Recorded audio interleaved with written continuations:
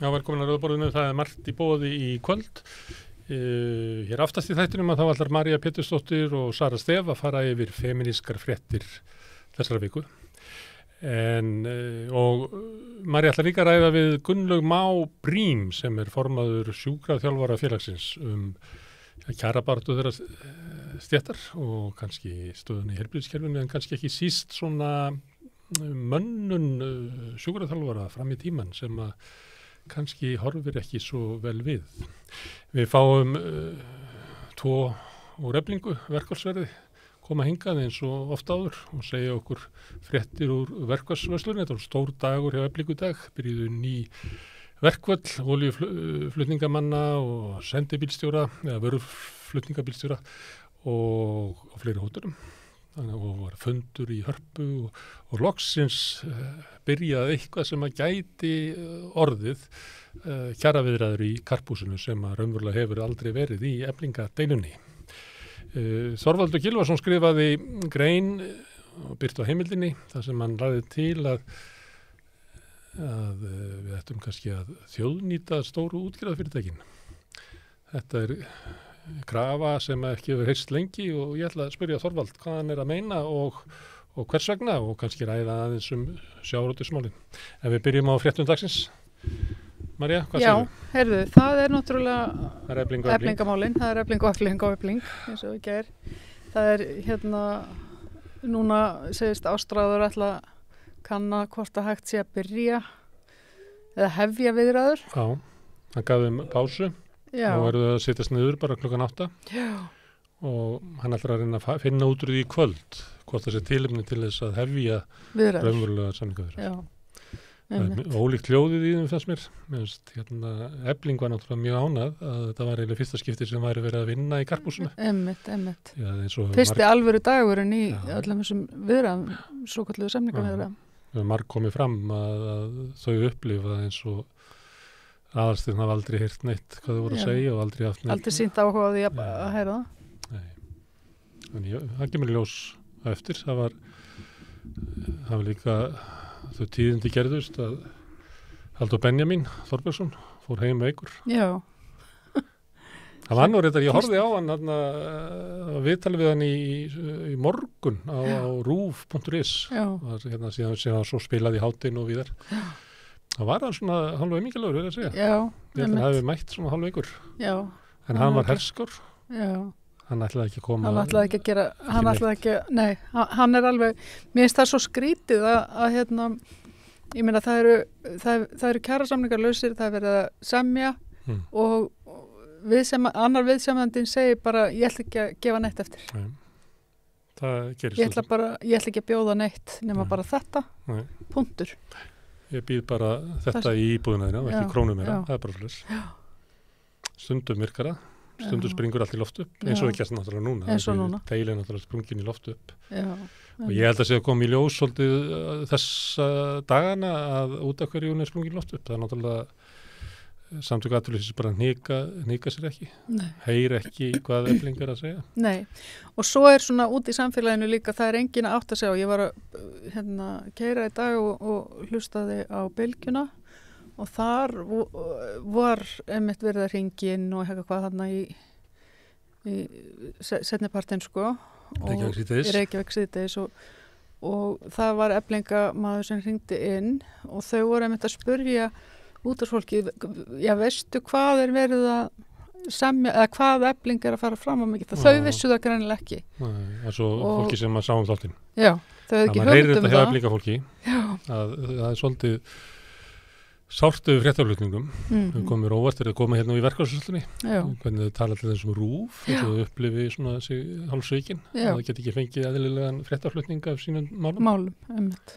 En mér var svolítið dagurinn í dag svolítið öðruvísi að því að var þessi stóri fundur í Norðurljósum í Hörpu og þar kom hellingafólki og kannski það vegna þess að nú komu bílstjóranir sem eru svona kallar svona að þá fannst mér verið að þeir meira ábyrrandi í öllum fjölmiðlum viðtöl við fólk og maður heyrði alveg sko tónin alveg í gegn. Það var svona, já við verum að berjast og og það við getum ekki lifað af þessu og allt í einu bara kemur svona tónn. Það er að koma reiði fólks sem að er á lágum launum, það var einmitt sem við höfum oft talað hér, en til dæmis eins og lesendur Moggans hljóta að fara alveg í keng þegar þeir heyra þetta, því að Moggin var alltaf verið að halda fram að þetta sé bara eitthvað frekjukast í Sólveig Önnu, sko. Já, ég veit það.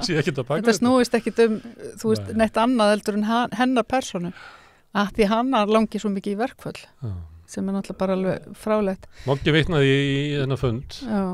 Vitnaði eins og fleiri í Gabrielu, það kemur ekki fram ættanafnið hennar. Nei, einmitt. En hún var að skammast í Sólveig Önnu fyrir að fara fram á allt of litla kröfur. Litla kröfur, já, einmitt. Og hún sagði 25.000 krónur er ekki nóg og ég fór að hugsa býtu, kannski er þetta okkur að kenna því að við höfum bent á þessi 25.000 krónur munur og tökstónum frá starfsgreinasambandinu að Eflingu, sko. Jú, einmitt. En starfsgreinasambandi var náttúrulega með 40.000 krónur hækkun, þannig að samanlagt er þetta þá 65.000. Já.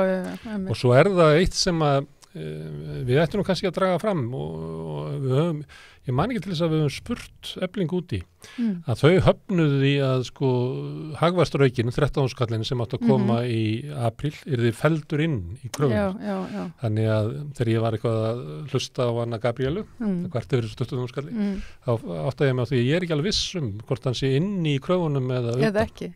Ég er ekki viss Þannig við verðum að spyrja því. En talandi um Moggan, þá var fyrirsögnin af skömmum Gabrielu, eitthvað það bara skammaði Sólveig Önnu, ekkert sagt í svona fyrirsögn. Já, ég tók eftir því. Það var bara Gabriela skammar Sólveig Önnu, eða eitthvað svona. Og það þeir sem bara fyrirsögnir hafa haldið að það væri vegna sem staðis ekki nógu vel, en Gabriela var reyndar eins og viðurstundum verið að segja að sko kröfunar eru bara Það eru bara mjög hóvarar. Já, einmitt. Og við höfum bent á það hér að með svona þeim tölum sem við höfum, að þá er þetta að sína fram á að jafnvel þótt að veri farið að kröfum Eflingafólks, að þá myndi það ekki duga því til þess að framfleyta sér. Nákvæmlega. En það finnst Svanhildur Hólm ekki. Nei. Henni finnst, hún vill bara breyta vinnulöggjöfinni Hún skrifaði grein á Vísi. Já. Hún heitir eitthvað má ég aðeins finna fyrirsögnin á henni. Já. Þetta er ekki hægt lengur, heitir hún, einmitt. Svo byrjar hún svona. Já. Það er hægt að segja ýmislegt stríð Eflingar gegn almennri skynsemi. Einmitt. Það er aðferðið sem er beitt og áhrifin sem þeir hafa. Þetta er náttúrulega svakalagt. Þetta er bara svakalagt. Þetta er innan úr einhverju sko bunker sem þetta kemur. Já. En hún er í sama bunker og hún formaður ferðarþjónustunnar þarna. Já, sem að vildi fá aðgangað vinnuafli til þess að borga því laun sem að dyðu ekki til framfærslu. Þetta er að vera bara grundvallaratriði. Já. Hún Bjarnheiður Hallsdóttir. Svanhildur er að skrifa í tilefni af því að svona þessi hnútur sem að raunverulega ríkissáttasemjari kom máli ný með þessari miðlunartillögu sem að síðan reyndist vera bara rangt framsett. Já. Og eða þú veist, allavega var krafa hans að fá félagatal Eflingar, stóðst ekki. Og mér heyrið Svanhildur svona svipaða og raunverulega Halldór Benjamín sem eru bara að krefjast þess að þetta verður bara stoppað. Við getum ekki staðið í einhverjum samningu við eitthvað lánanafólk. Það verður bara, ef ríkissáttasemjari getur ekki stoppað þetta, þá verður bara ríkisstjórnin að koma, annarkvort að stoppa verkfallið núna og breyta svo lögunum þannig við lendum aldrei í þessu. Það sem er svo sorglegt einmitt eins og vorum að reyða gær að félags- og vinnumarkaðsráðherrann er að segja það sama. Já, hann er á Vinstri grænum. Sko, þannig að þetta er orðið svona meginstraums stefið í samfélaginu. Þetta er náttúrulega, ef að þetta talið bara normalt í samfélaginu, að vera að leggja það til að verða afnumið verkfallsréttur í Íslandi, þá er þetta fólk komið út í einhvern móa. Og það gleymist oft að því að stundum heldur fólk að Sjálfstæðisflokkur standi fyrir stöðuleika. Það er auðvitað stendur Sjálfstæðisflokkur fyrir stöðuga byltingu sem er byltingin auðugu sem hafa verið að breyta öllum grunnreglum samfélagsins hægt og bítandi og grafa undan því og grafa meðal annars undan, við vilja núna grafa undan verkfallsrétti í lágum fólks. Þetta er byltingarafli sko. Því miður, þá lifum við bara á byltingu hinna ríku. Já, nákvæmlega. En hvað sér eitthvað meira í fréttum? Heyrðu, já, svo er það náttúrulega bara við höldum áfram bara að taka Eflingar stöðuna, það náttúrulega bara bensín og svona? Já, nú bara bensínið að klárast og vöru skortur eftir nokkra daga, undanþáðunar eru búin að vera einhverjar 70 eitthvað? Já. Það löggan og strætó strætó fekk undanþáður. Það hefur alltaf frekar mild í þessari afgreiðslusinni eða strætó þar. Já, einmitt. Því það ekki alveg svona séð að hann er ekki öryggistæki strætó eða hvað? Já, kannski einhver leiti, já. En RÚV fekk, löggan og slökkviliðið. Merkilegt að RÚV hafi fengið. Nú var hérna Eflingu, ég segi svona. Nei, RÚV alltaf skilgreiningi RÚV sem öryggistæki. Almannavarnatæki. Til þess að geta komið á bílónu sínu niður í Karpús. Já, einmitt. Það verðist vera að Efling ætla að vera svona frekar milt í þessu. Já. Það var kannski eftir að koma því að afgreiðu fyrsta sem var svona augljóst eins og maður skildi fréttir í gær. Og það náttúrulega löggan og slökkvilið og allt það. Já. Og sjúkrahúsin, en kannski núna komið, það voru afgreitt 70 eitthvað, hafnað einhverjum 3, en það voru 200 komnar í gær, þannig að við heyrum kannski seint í kvöld eða á morgun frá afdröfum hinna og þá held ég að við munum heyra svona harmakvein í... Já, þeim sem var hafnað. Já, einmitt. Veistu eitthvað, var einhvers þar byrt hverjar þessar 3 voru sem var hafnað? Ég sá það nefnilega ekki. Það var líka eitthvað að hluta, eitthvað svona. En ég sagði það hérna í gær að allir og ammaðir hefðu sendt inn undanþágur, ég held að sé þannig sko. Já, það hefur ringt inn þannig að það telli allir séu vera með lífsnauðsynlega starfsemi. Já, einmitt. Og ég held að sé líka stemming, svona svipað og Svanhildur var með áðan, ég held að sé stemming hjá svona fyrirtæki eigendum að sækja og fara í hart út af því og svoleiðis. Já, ég held að líka. Það þykir einhvern veginn bara... Ekki bara kyngja því að þau eru búin að koma þessu í verkvall. Svo eitt athyglisvert. Svo fólk spurt sko, sem er með fyrirtæki og þá einstaka fréttamaður sem byrjað að segja hvað hafði ekki bara laun. Og þá svarið að við semjum ekki og við greiðum út góðu laun samkvæmt íslensku töxtum sem samið að það var svona varpað yfir að þessi SA sem að semja. Að fólk veigra sig við að taka umræðuna það okkur að ekki bara launin. Við höfum reiknað að það kosti 6 milljarða fyrir fyrirtækin í landinu að gera þetta. Ég skrifaði það að Heimskip að skila 12 milljarða hagnaði. Já. Það er 2-falt meira heldur en það myndi kosta allt atvinnulífið eða fyrirtækin að hækka laun Eflingar. Já, einmitt. Bara eitt fyrirtæki. Já. Þetta er alveg, sko, það núna einmitt þegar maður er að lesa allan, sko, maður er búin að vera að lesa sko hagnað stóru vestlanakeðana og hagnaðin skilur hjá hinum á þessum fyrirtækjum og svo heldur þetta áfram núna bara einhverjar áskýrslur að koma út og ennþá meiri hagnaður og arðgreiðslur og Meðlandsbankanir eru með 67 milljarða. Þeir voru með meira í 2021 og skýringin er að hluta til að því að það sem gerðist á síðasta ári var að hlutabréf lækkuðu í verði og ég held að sé í Landsbankanum sem er eitthvað svona staða, Marel og eitthvað svona sem að lækkar það. Já. Því að sko venjulegt okkur bankana, það minnkaði ekki þetta síðasta ári. Nei. Það voru hreinar vaxtatekjur voru rétt tæplega 130 milljarðar og jukust 25 milljarða á síðasta ári. Það sem að gerist þegar það er verðbólga og vextir og hækkaðir, þá græða bara bankarnir meira. Já. Og maður er að veltaði fyrir sér, sko, er það snjallt í samfélagi, kannski spyr ég Þorvaldur þessu eftir, er það snjallt í samfélagi að láta 3 banka draga upp úr hagkerfinu, 130 milljarða í hreinar vaxtatekjur? Er þetta sniðuð system? Þetta er rosalega peningur, sko. Já, þetta er nærði að vera 2 Landspítalar heldur en sko 1,5. Já, einmitt. Svo er alls konar undarlega heiti gangi líka. Sín, það er fréttirna að Sín fekk 67 milljónir í styrk og greiði hluthöfum 300 milljónir í arð. Já, í fjölmiðlastyrkin. Já, þeir högnuðust 888 milljónir á síðasta ári. Þetta er náttúrulega hlægilegt, sko. Þetta er náttúrulega bara svakalegt. Það var reyndar í, sko, þegar voru styrkirnir til út af COVID. Já. Þá var sett að kröfu verkalýðshreyfingarinnar og stjórnarandstöðunar að þeir mætti ekki greiða þessu út arð á sama tíma. Þeir eru bara annarkot ekki vilja það eða glimt í sambandi við þessu fjölmiðlastyrki. Já, einmitt. Og það er náttúrulega fáránlegt að langstærsti hlutin af þessum peningum fara til Sín sem er bara fyrirtæki á markaði, í eigu reynda lífeyrissjóðanna en það eru svona einhverjir kappójar að bítast yfir á þessu félagi til þess að geta stýrt þarna dagskráni og Moggin sem er í eigu útgerðarinnar og Fréttablaðið sem er í eigu helsta fjárhagslega bakkarls Viðreisnar og við erum að styrkja við getum sagt auðvaldið til þess að halda úti þessari pressu. Svo fær eins og Heimildin og samanlagt kjarnin og stundin eitthvað helmingin af þessu sem að þau fá. Það er svo helmingur sem hver þeirra fær sko.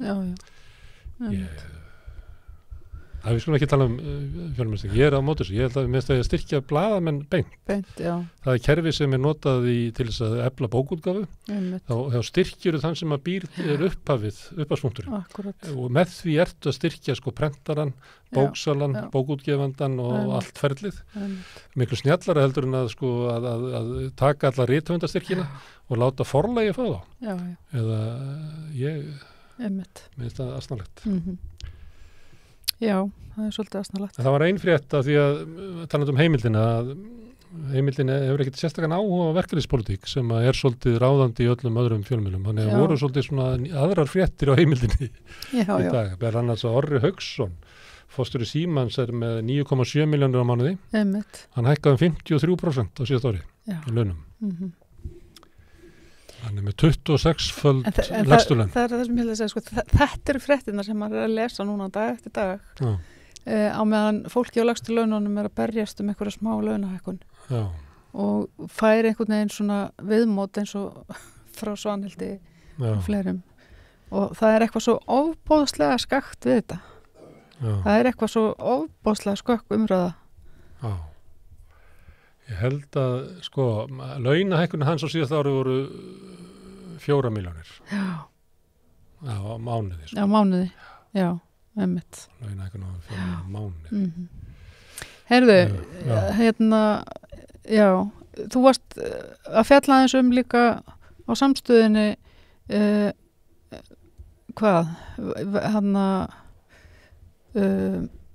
laun, þú varst að fjalla lánin afborganir af lánum út frá vöxtum. Það er ekki komið fram sko í hækkun allra bankana, síðasta hækkun en ef hún er tekin inn í það þá má reikna með að á 50 milljón krónur láni að þá hafi greiðslubyrðin hækkað 165.000 á mánuði. Það eru 2 milljónir á ári og þetta með að við verða húsnæði þá er þetta ábyggilega ekkert óalgengt lán. Nei, einmitt. Það er náttúrulega ekki svo algengt að þessu komni byrjaður að tikka inn breytilegi vextir. Það mun mest gerast bara á þessu ári, síðar á þessu ári. Þá fer hellinga fólki sem að geta fengið svona í hausinn eða flúið yfir í verðtryggð lán þar sem þú lækkar greiðslubyrðina það er að pissi skóin sig sko. Þú lækkar greiðslubyrðina núna í dag en þú borgar hana 2-falt tilbaka á lengri tíma sko. Þannig að þetta er náttúrulega ég var eitthvað svona hvað þyrfti að hækka launin mikið sko. Þetta ef þetta væru 2 fyrirvinnur sem væru að borga niður svona lán að þá þyrfti að hækka launin 150 skall á hvoru og mesta hækkunin það er meira en helmingi meira en mesta hækkunin var í síðustu samningum og þá áttu eftir að bæta alla verðtrygginguna. Það sem er aldrei svo við það, því að mikið talað þetta í aðdraganda kjarasamninguna, en það er ekkert þetta í kjarasamningunum, engin vörð fyrir þetta fólk og það er heldur ekki í aðgerðu ríkisstjórnarinnar, engin vörð fyrir þetta fólk. Og ég man að ég nefndi þetta við hann Geir Sóega sem var í peningastefnunefnd Seðlabankans, þar sem þeir eru ákveða vextina og hann bara finnur til með þessu fólki, hann segir bara að það er stjórnvöld verða að bregðast við þessu og þegar þetta var rætt niður á þingi á þessum tíma þá var einhver úr stjórnarandstöðunum sem því með mann ekki hver var að koma upp og sagði byrja alltaf ekki að gera hvað þessu fólki sem þetta bara efnarslegar hamfæri sem er að ganga yfir þetta fólk og þá sagði Bjarni Benediktsson það væri alveg fráleit hagstjórn ef að við færum að greiða niður afleiðingarnar af vaxta ákvörðunum Seðlabankans. Því þá hefðu það ekkert, varum við að eyða áhrifum þess. Og þannig að hann tala bara beint út úr það að það verið að hækka vextina til að pína þetta fólk, þannig að greiðslubyrði þess hækki 160 6.000 krónur á mánuði. Já. Þannig það hætti að eyða peningum og þannig að greiða niður verðbólguna. Þetta er náttúrulega... Þetta er súrrealist. Já, það er eitthvað þessi hugmyndum að þetta leysa svona hluti með almennum aðgerðum og svo eigi bara þeir sem að verða sérstaklega fyrir þeim bara þjást, af því að megi ekki hafa sérstaklega aðgerðir. Þannig að Ásgeir Brynjar tala nú alltaf um þetta þegar hann kemur hingað. Að þetta er bara þver öfugt við það sem er verið að gera út um allan heim. Já, en líklega er þetta komið frá einhverju svona nýfrjálshyggju trúarbrögðum hér að það megi bara vera almennar aðgerðir og allar sérstaklega aðgerðir sem að vinna illa. Já. En þetta er náttúrulega láta þetta bitna á þó þetta var ekki nema 500 heimili eða 1500 eða þetta er eitthvað stað þar þá er þetta náttúrulega, þetta er ekki verjandi sko. Nei, þetta er alveg snar velað. Herðu, það er eitt fyrirtæki sem er búið að tapa. Já, Play. Já, það er Play. Já. Það er bara það er kannski hækkaði verði eftir það.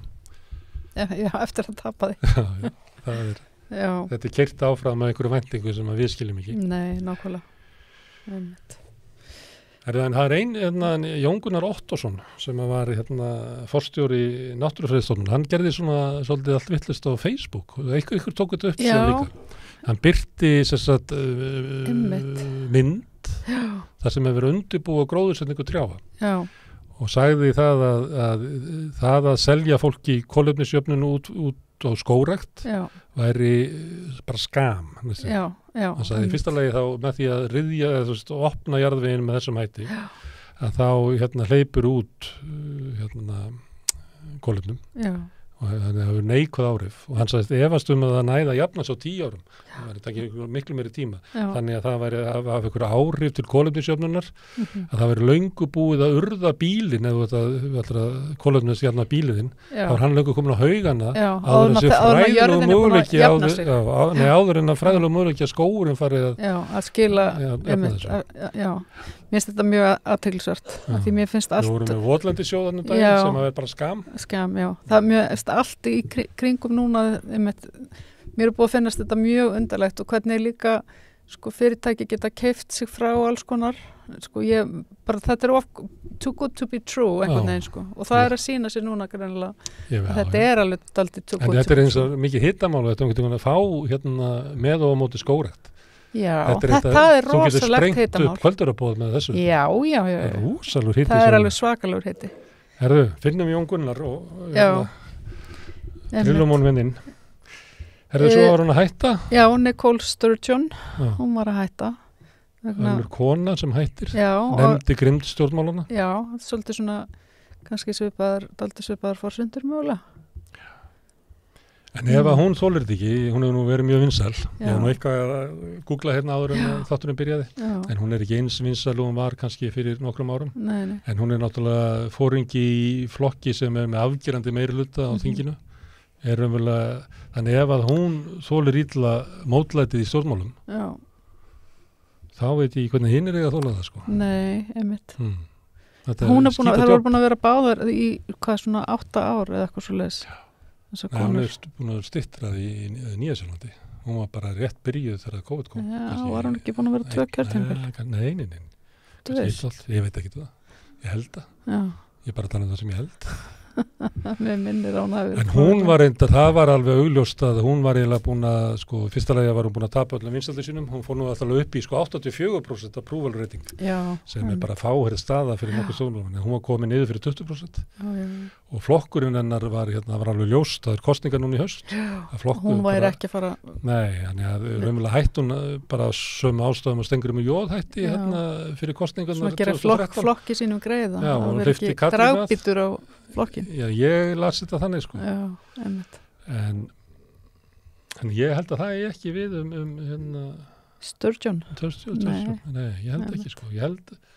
En það er eitthvað svona, hún er aðeins óvinnslega en hún hefur verið, en flokkurinn náttúrulega hefur bara uník stöðu, þjóðarflokkurinn í Skotlandi bara eins og bara, ég veit ekki, eins og sjálfstæðarflokkurinn var og á gullaldar árum hans. Það er bara trottar yfir öllu í skoskum stjórnmálum, ræður öllu.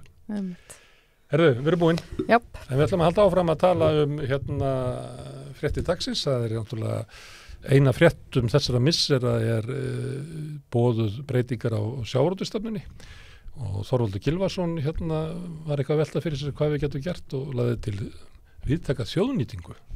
Spyrja menn það.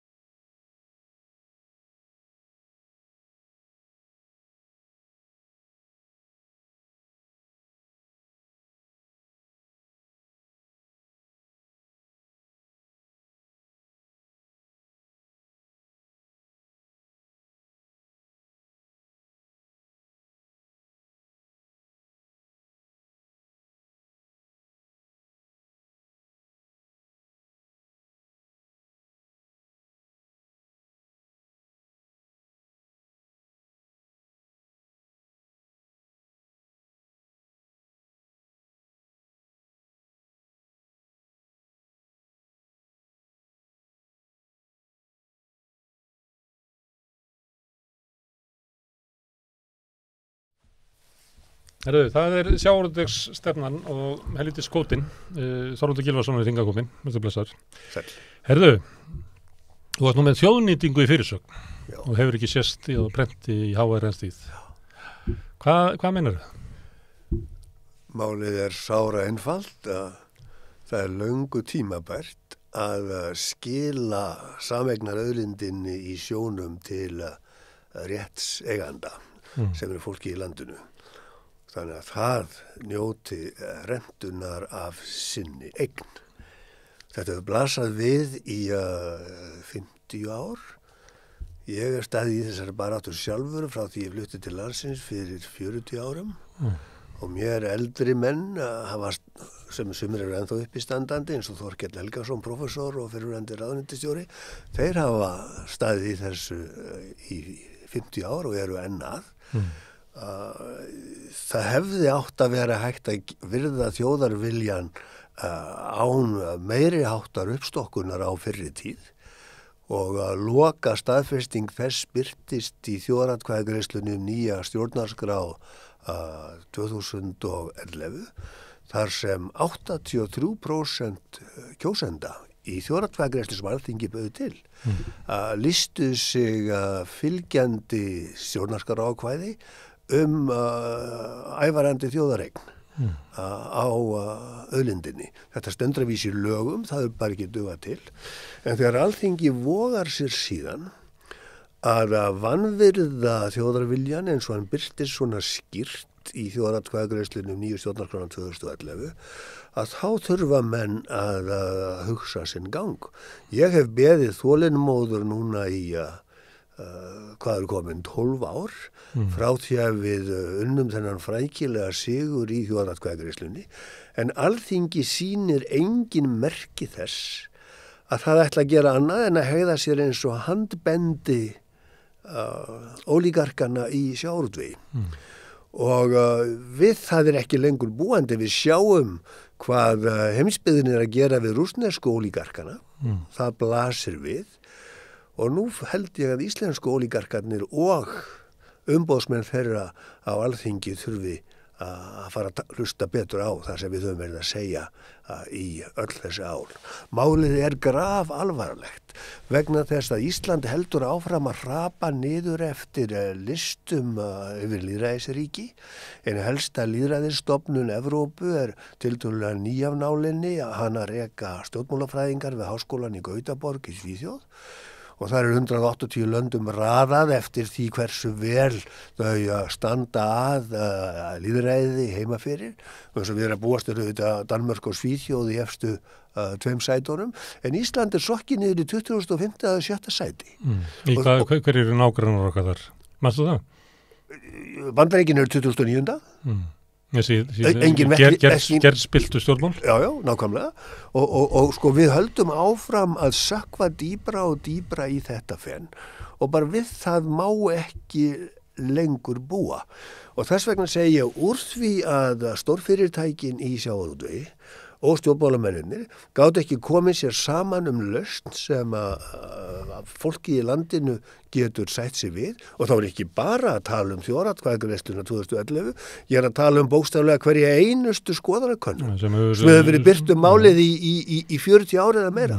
Og meiri segja að var einnig könnunni var spurt hefur kvótakerfið slæm áhrif á lýðræðið og þá held ég að verið 66% sem sögðu já. Já, þess að fólk bara átt að segja þessu. Þetta sömu 66 eða 7% og stuttu stjórnarskrá frumvarp stjórnlagaráðs 2011 og úr því að þau hafi ekki notað tíman betur fyrirtækin í sjávarútvegi og alþingismennirnir að þá verðum við að grípa til nýrra ráða og mín tillaga í þessari grein er mjög einföld, hún er þessi að þeir flokkar á þingi og utan þings sem ekki þáðu fjárstyrki af útvegsfyrirtækjunum og ólígörkunum fyrir síðustu kosningar eiga bara að lofa almenningi því fyrir næstu kosningar, vonandi verða þær í vor eða haust í síðasta lagi að þau ætli að þjóðnýta kvótan og með því á ég bara einfallega við það að þau ætli sér að skila þjóðareigninni og umráðum yfir henni og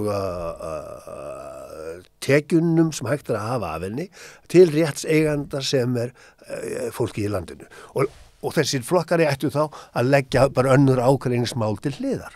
Bara gera kosningabandalag, segja ég er að tala ykkur í sósíalistaflokknum, ég er að tala Samfylkinguna, Pírata og Viðreisn og sjáum hvort einhverjir aðrir að hoppa á. Við vitum að Sjálfstæðisflokkurinn og Framsókn vilja ekki koma nálægt þessu. Þetta er alveg kjörið tilefni og tækifæri til þess að setja þá á þann stað það sem þeir eiga heima. Þetta eru flokkar sem höfðu og gátu gengið að vísu 75% kjörfylgi á fyrirhluta síðustu aldar og samanlagt fylgið þeirra komin í þriðjung og stefnir lægra.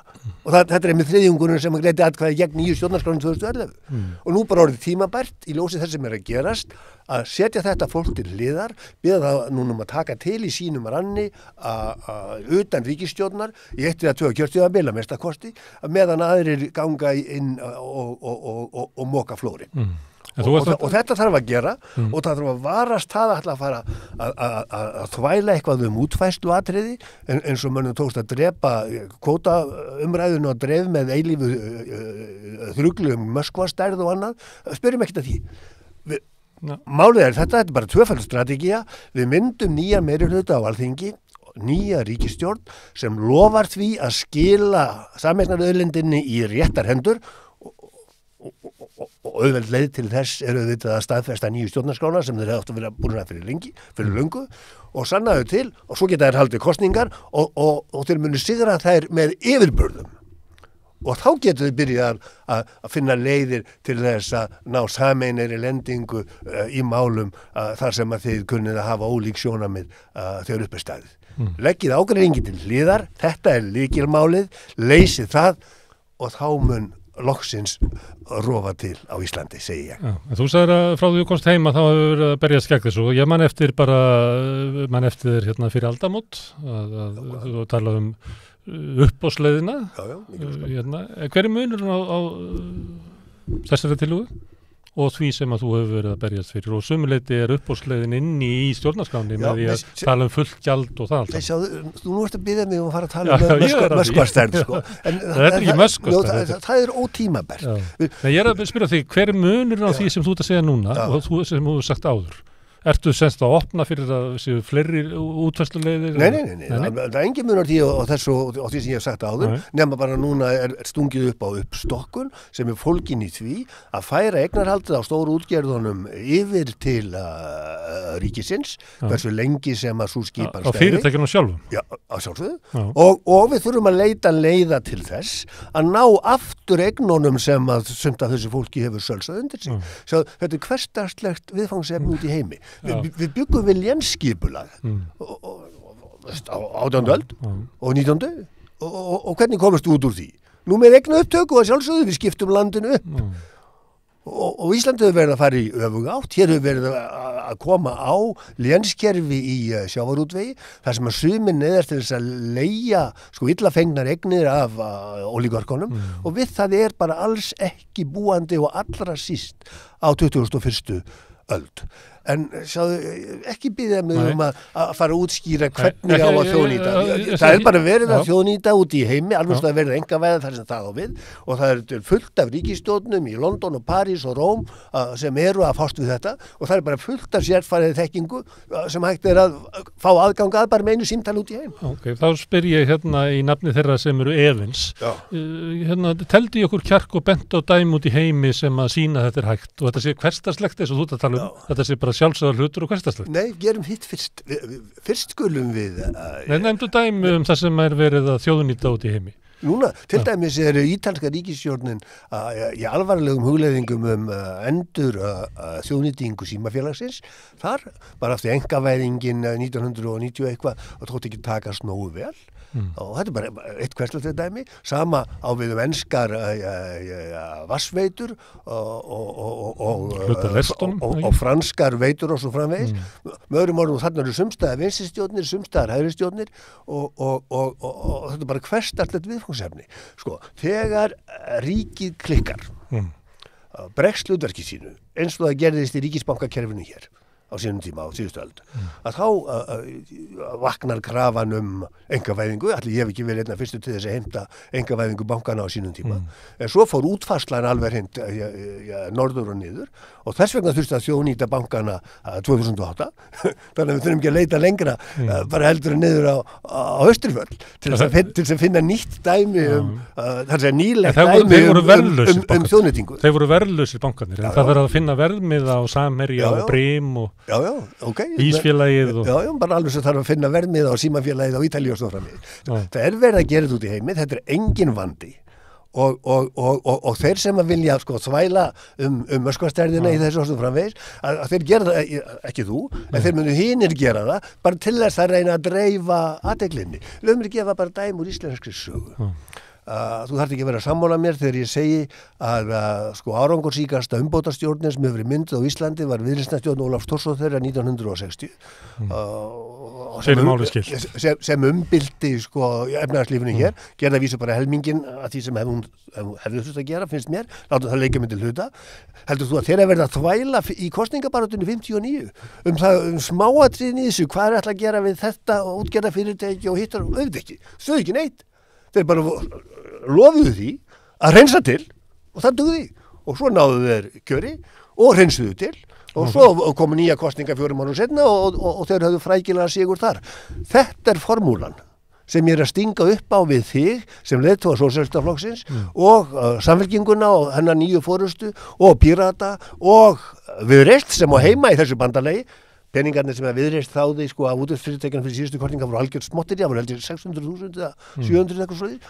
Þannig að Viðreisn til þess að gera allt sitt syndlaus og þess vegna eigið að hafa hana með þessu og náttúrulega flokk fólksins og svo skulum við sjá hvað Vinstri græn gera. Þau myndi ekki þora að standa utan svona bandalags og þau myndi skilja bara Framsóknarflokkana 2 eða 3 og Sjálfstæðisflokkinn úti eftir í kuldanum og eins og þessi, þetta gerlegt. Þetta engin vandi. Þetta gerlegt út í heimi, en eins og þú ert að vísa til með Moskvastærðina, þú ert að segja, að þá hefur Íslendingum tekist að jafnvel í málum sem að virðist vera sterkur þjóðavilji til þess að gegn kvótakerfinu, 70-80% sem eru bara ansnúiðinn og ansnúiði út af þekking og reynslu af kerfinu, ekki út af því að það miskilja það að þá hefur ekki tekist að mynda samstöðu sem sterkari ef þú myndir raða saman ýmsum hópum sem eru að deilum sjávarútvegsstefnuna, þá eru LÍÚ sterkast af því að það engin hópur stærri en þau.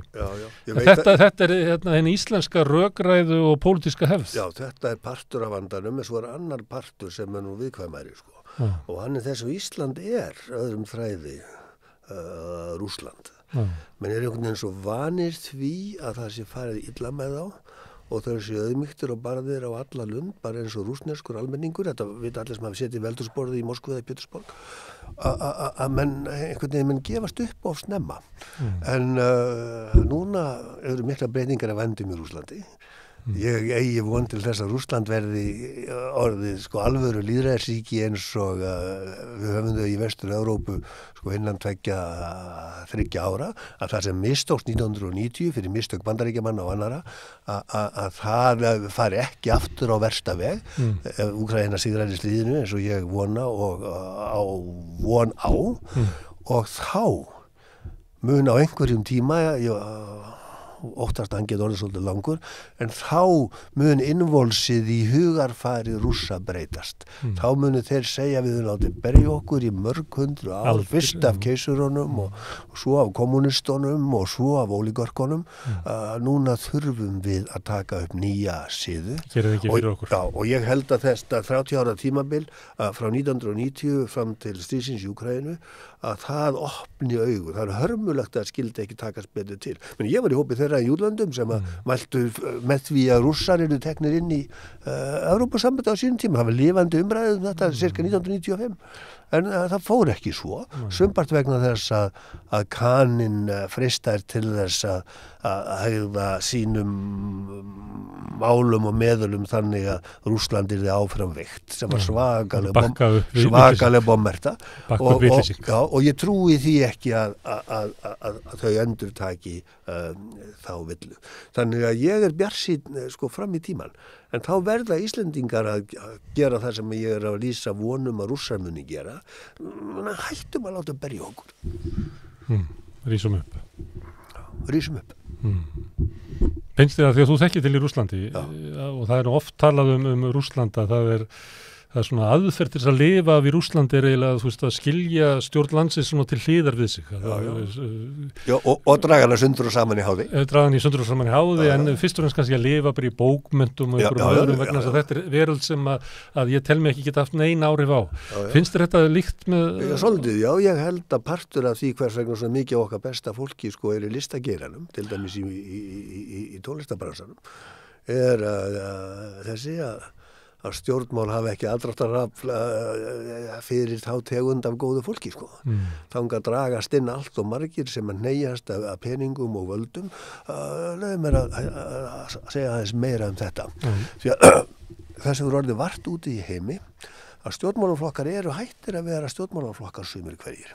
Byrjum bara í Bandaríkjunum og republikanaflokkurinn hefur ekki lengur neina stefnuskrá.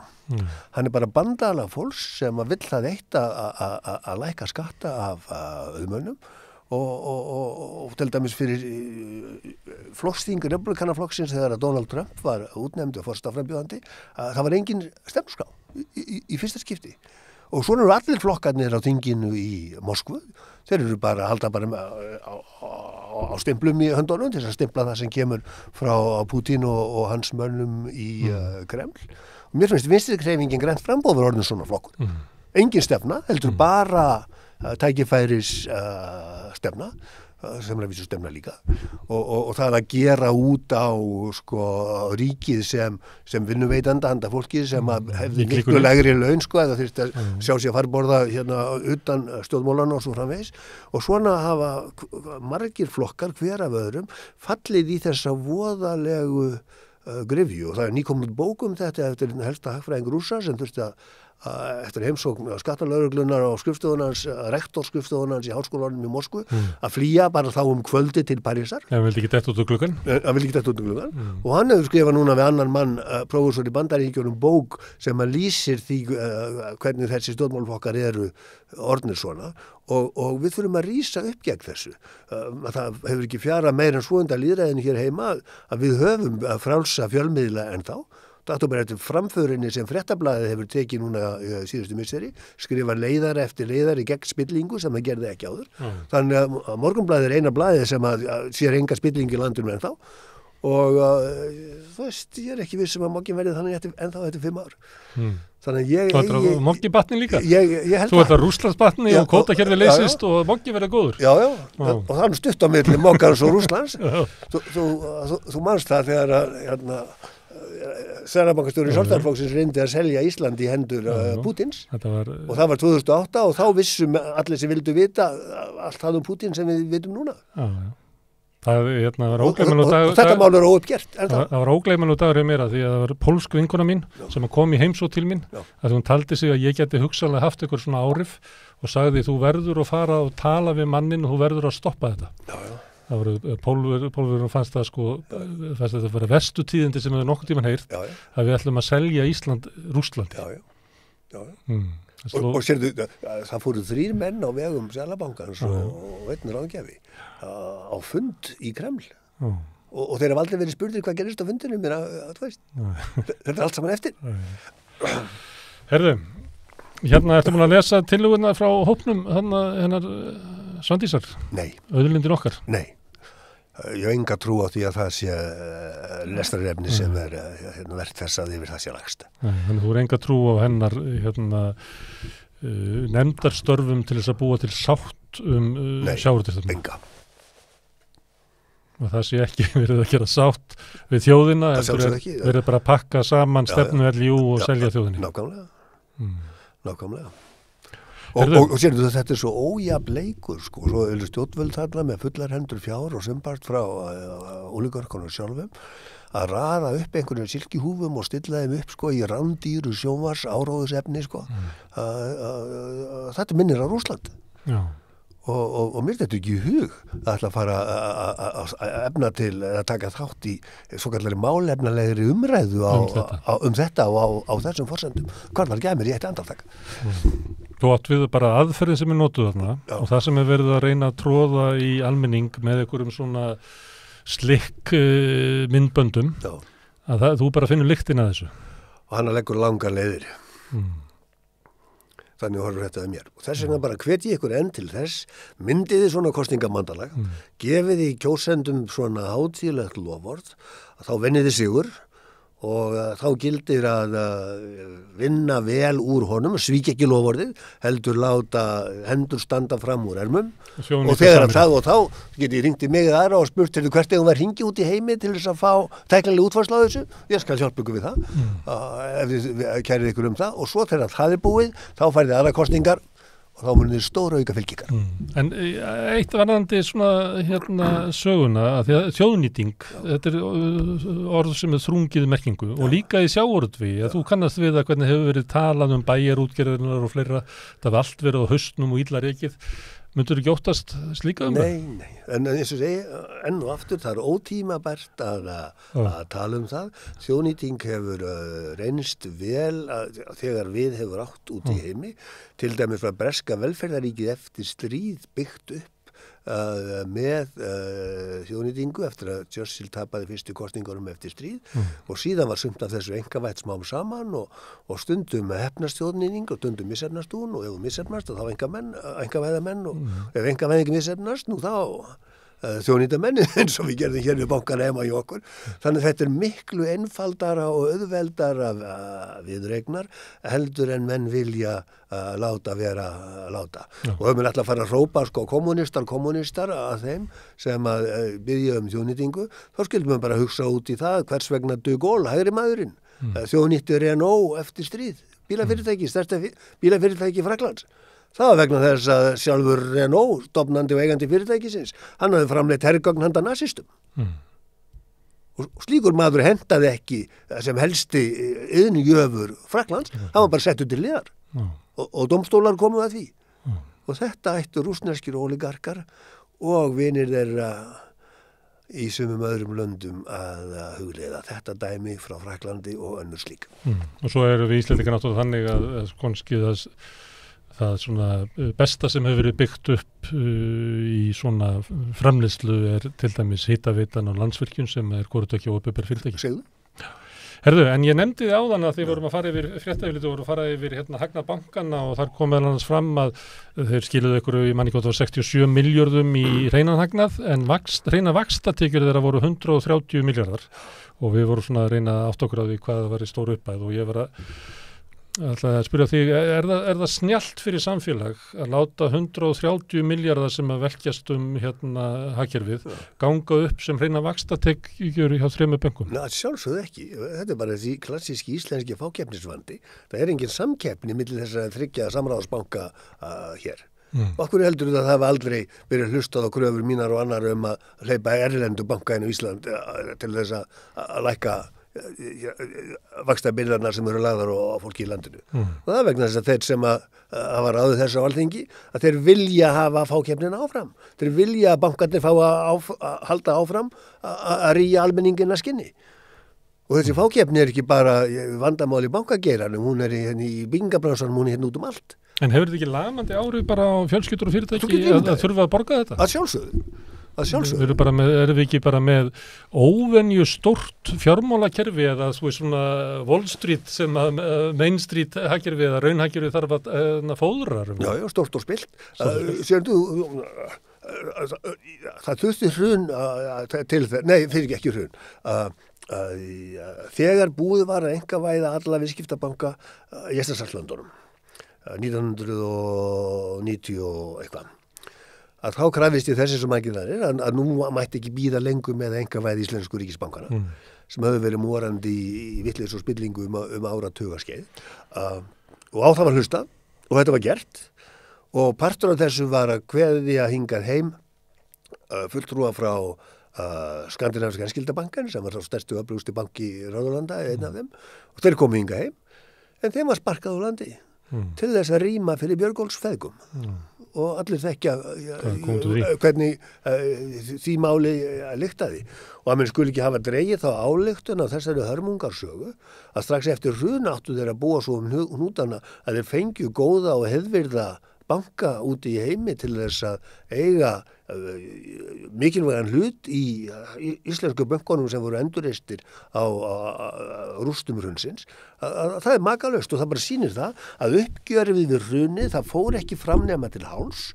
Þannig að allt of margir og þar á meðan ráðandi öfl í núverandi ríkisstjórn og öllum ríkisstjórnum sem hér hafa setið frá 2013 líta svo á að gamla fákeppnislíkan eigi að fá að vera hérna áfram, engin erlend samkeppni í bankarekstri, engin erlend samkeppni í tryggingum og svo framvegis. Og við þetta má ekki lengur að búa. Og fyrsta skref er að þjóðin nýta útgerðina, stórútgerðina. Herðu, Þorvaldur, kæra þakki fyrir að koma hingað. Ég held að við sem að skipta núna yfir í verkfallsvaktina. Þetta er augnablik.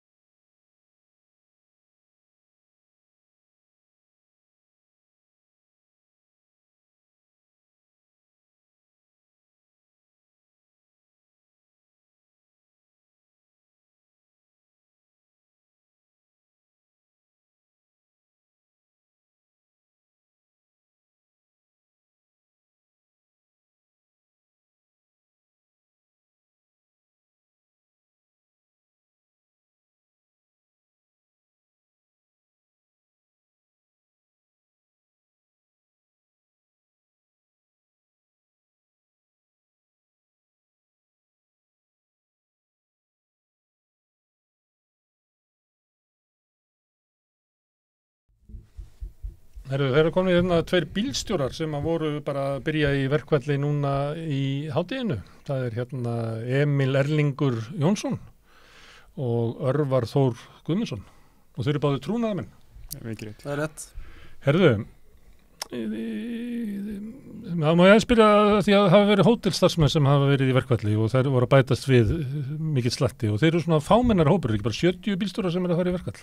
Það er 70 hjá öllum þremur fyrirtækjum, Samskip, OTR og Skeljungi. Já, sem eru að fara í verkfall núna. Já, við erum komin í verkfall. Og aðal áhyggjurnar eru eiginlega af ykkar verkfalli. Já, það er pointið með verkfallinu, það er að sýna hversu ómissandi við erum, hjálpa verkalýðsbaráttunni. Það er markmiðið. Hvernig, af hverju eru þið að fara í verkfall frekar heldur en bara strætóbílstjórar eða eitthvað? Eru þið samhentur hópur, var svona ljóst að gáðu þið ykkur fram að vilja fara í verkfall? Hvernig virkar þetta? Þetta er bara voða einfalt. Það er þannig að strætóbílstjórar ekki með trúnamann. Trúnamann? Já, það þarf að vera trúnamann til staða til þess að geta til þess að koma verkfalli í það fara kostningar og annað.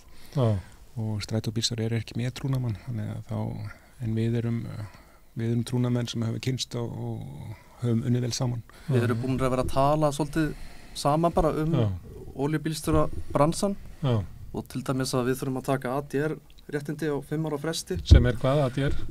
Já, það er til að flytja hættulegan farm. Þetta er alþjóðlegur staðall fyrir alla sem er að flytja hættulega efni, hættulegan farm. Þetta er skipt í tvennt, tvískipt námskeið fyrir olíubílstjóra. Fyrst er það grunnnámskeiðið sem er þá stykkjavara fyrst og fremst og svo til þess að geta keyrt olíu og gas í tanki þá þarf það að bæta við öðrum hluta. Og þeir eru endurnýja þetta? Já, það þarf að endurnýja þetta á hvað er ekki, 4 ára fresta? 5 ára fresti. Já. En það hefur verið að tala, þetta kom á laggirnar svona einhver staðar í kringum ár 2001 eitthvað. Það er búið að vera að tala að við þyrftum að fá borga fyrir þetta en það var aldrei orðið neitt úr því.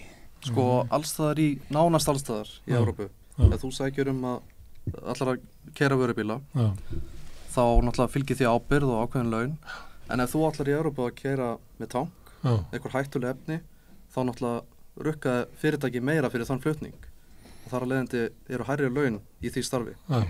Þannig að það er ekki af ykkur. Jú, það er þannig að fyrirtækin þau rukna meira en við fáum ekki meiri laun. Þetta er ekki skrifað niður neðstað sko.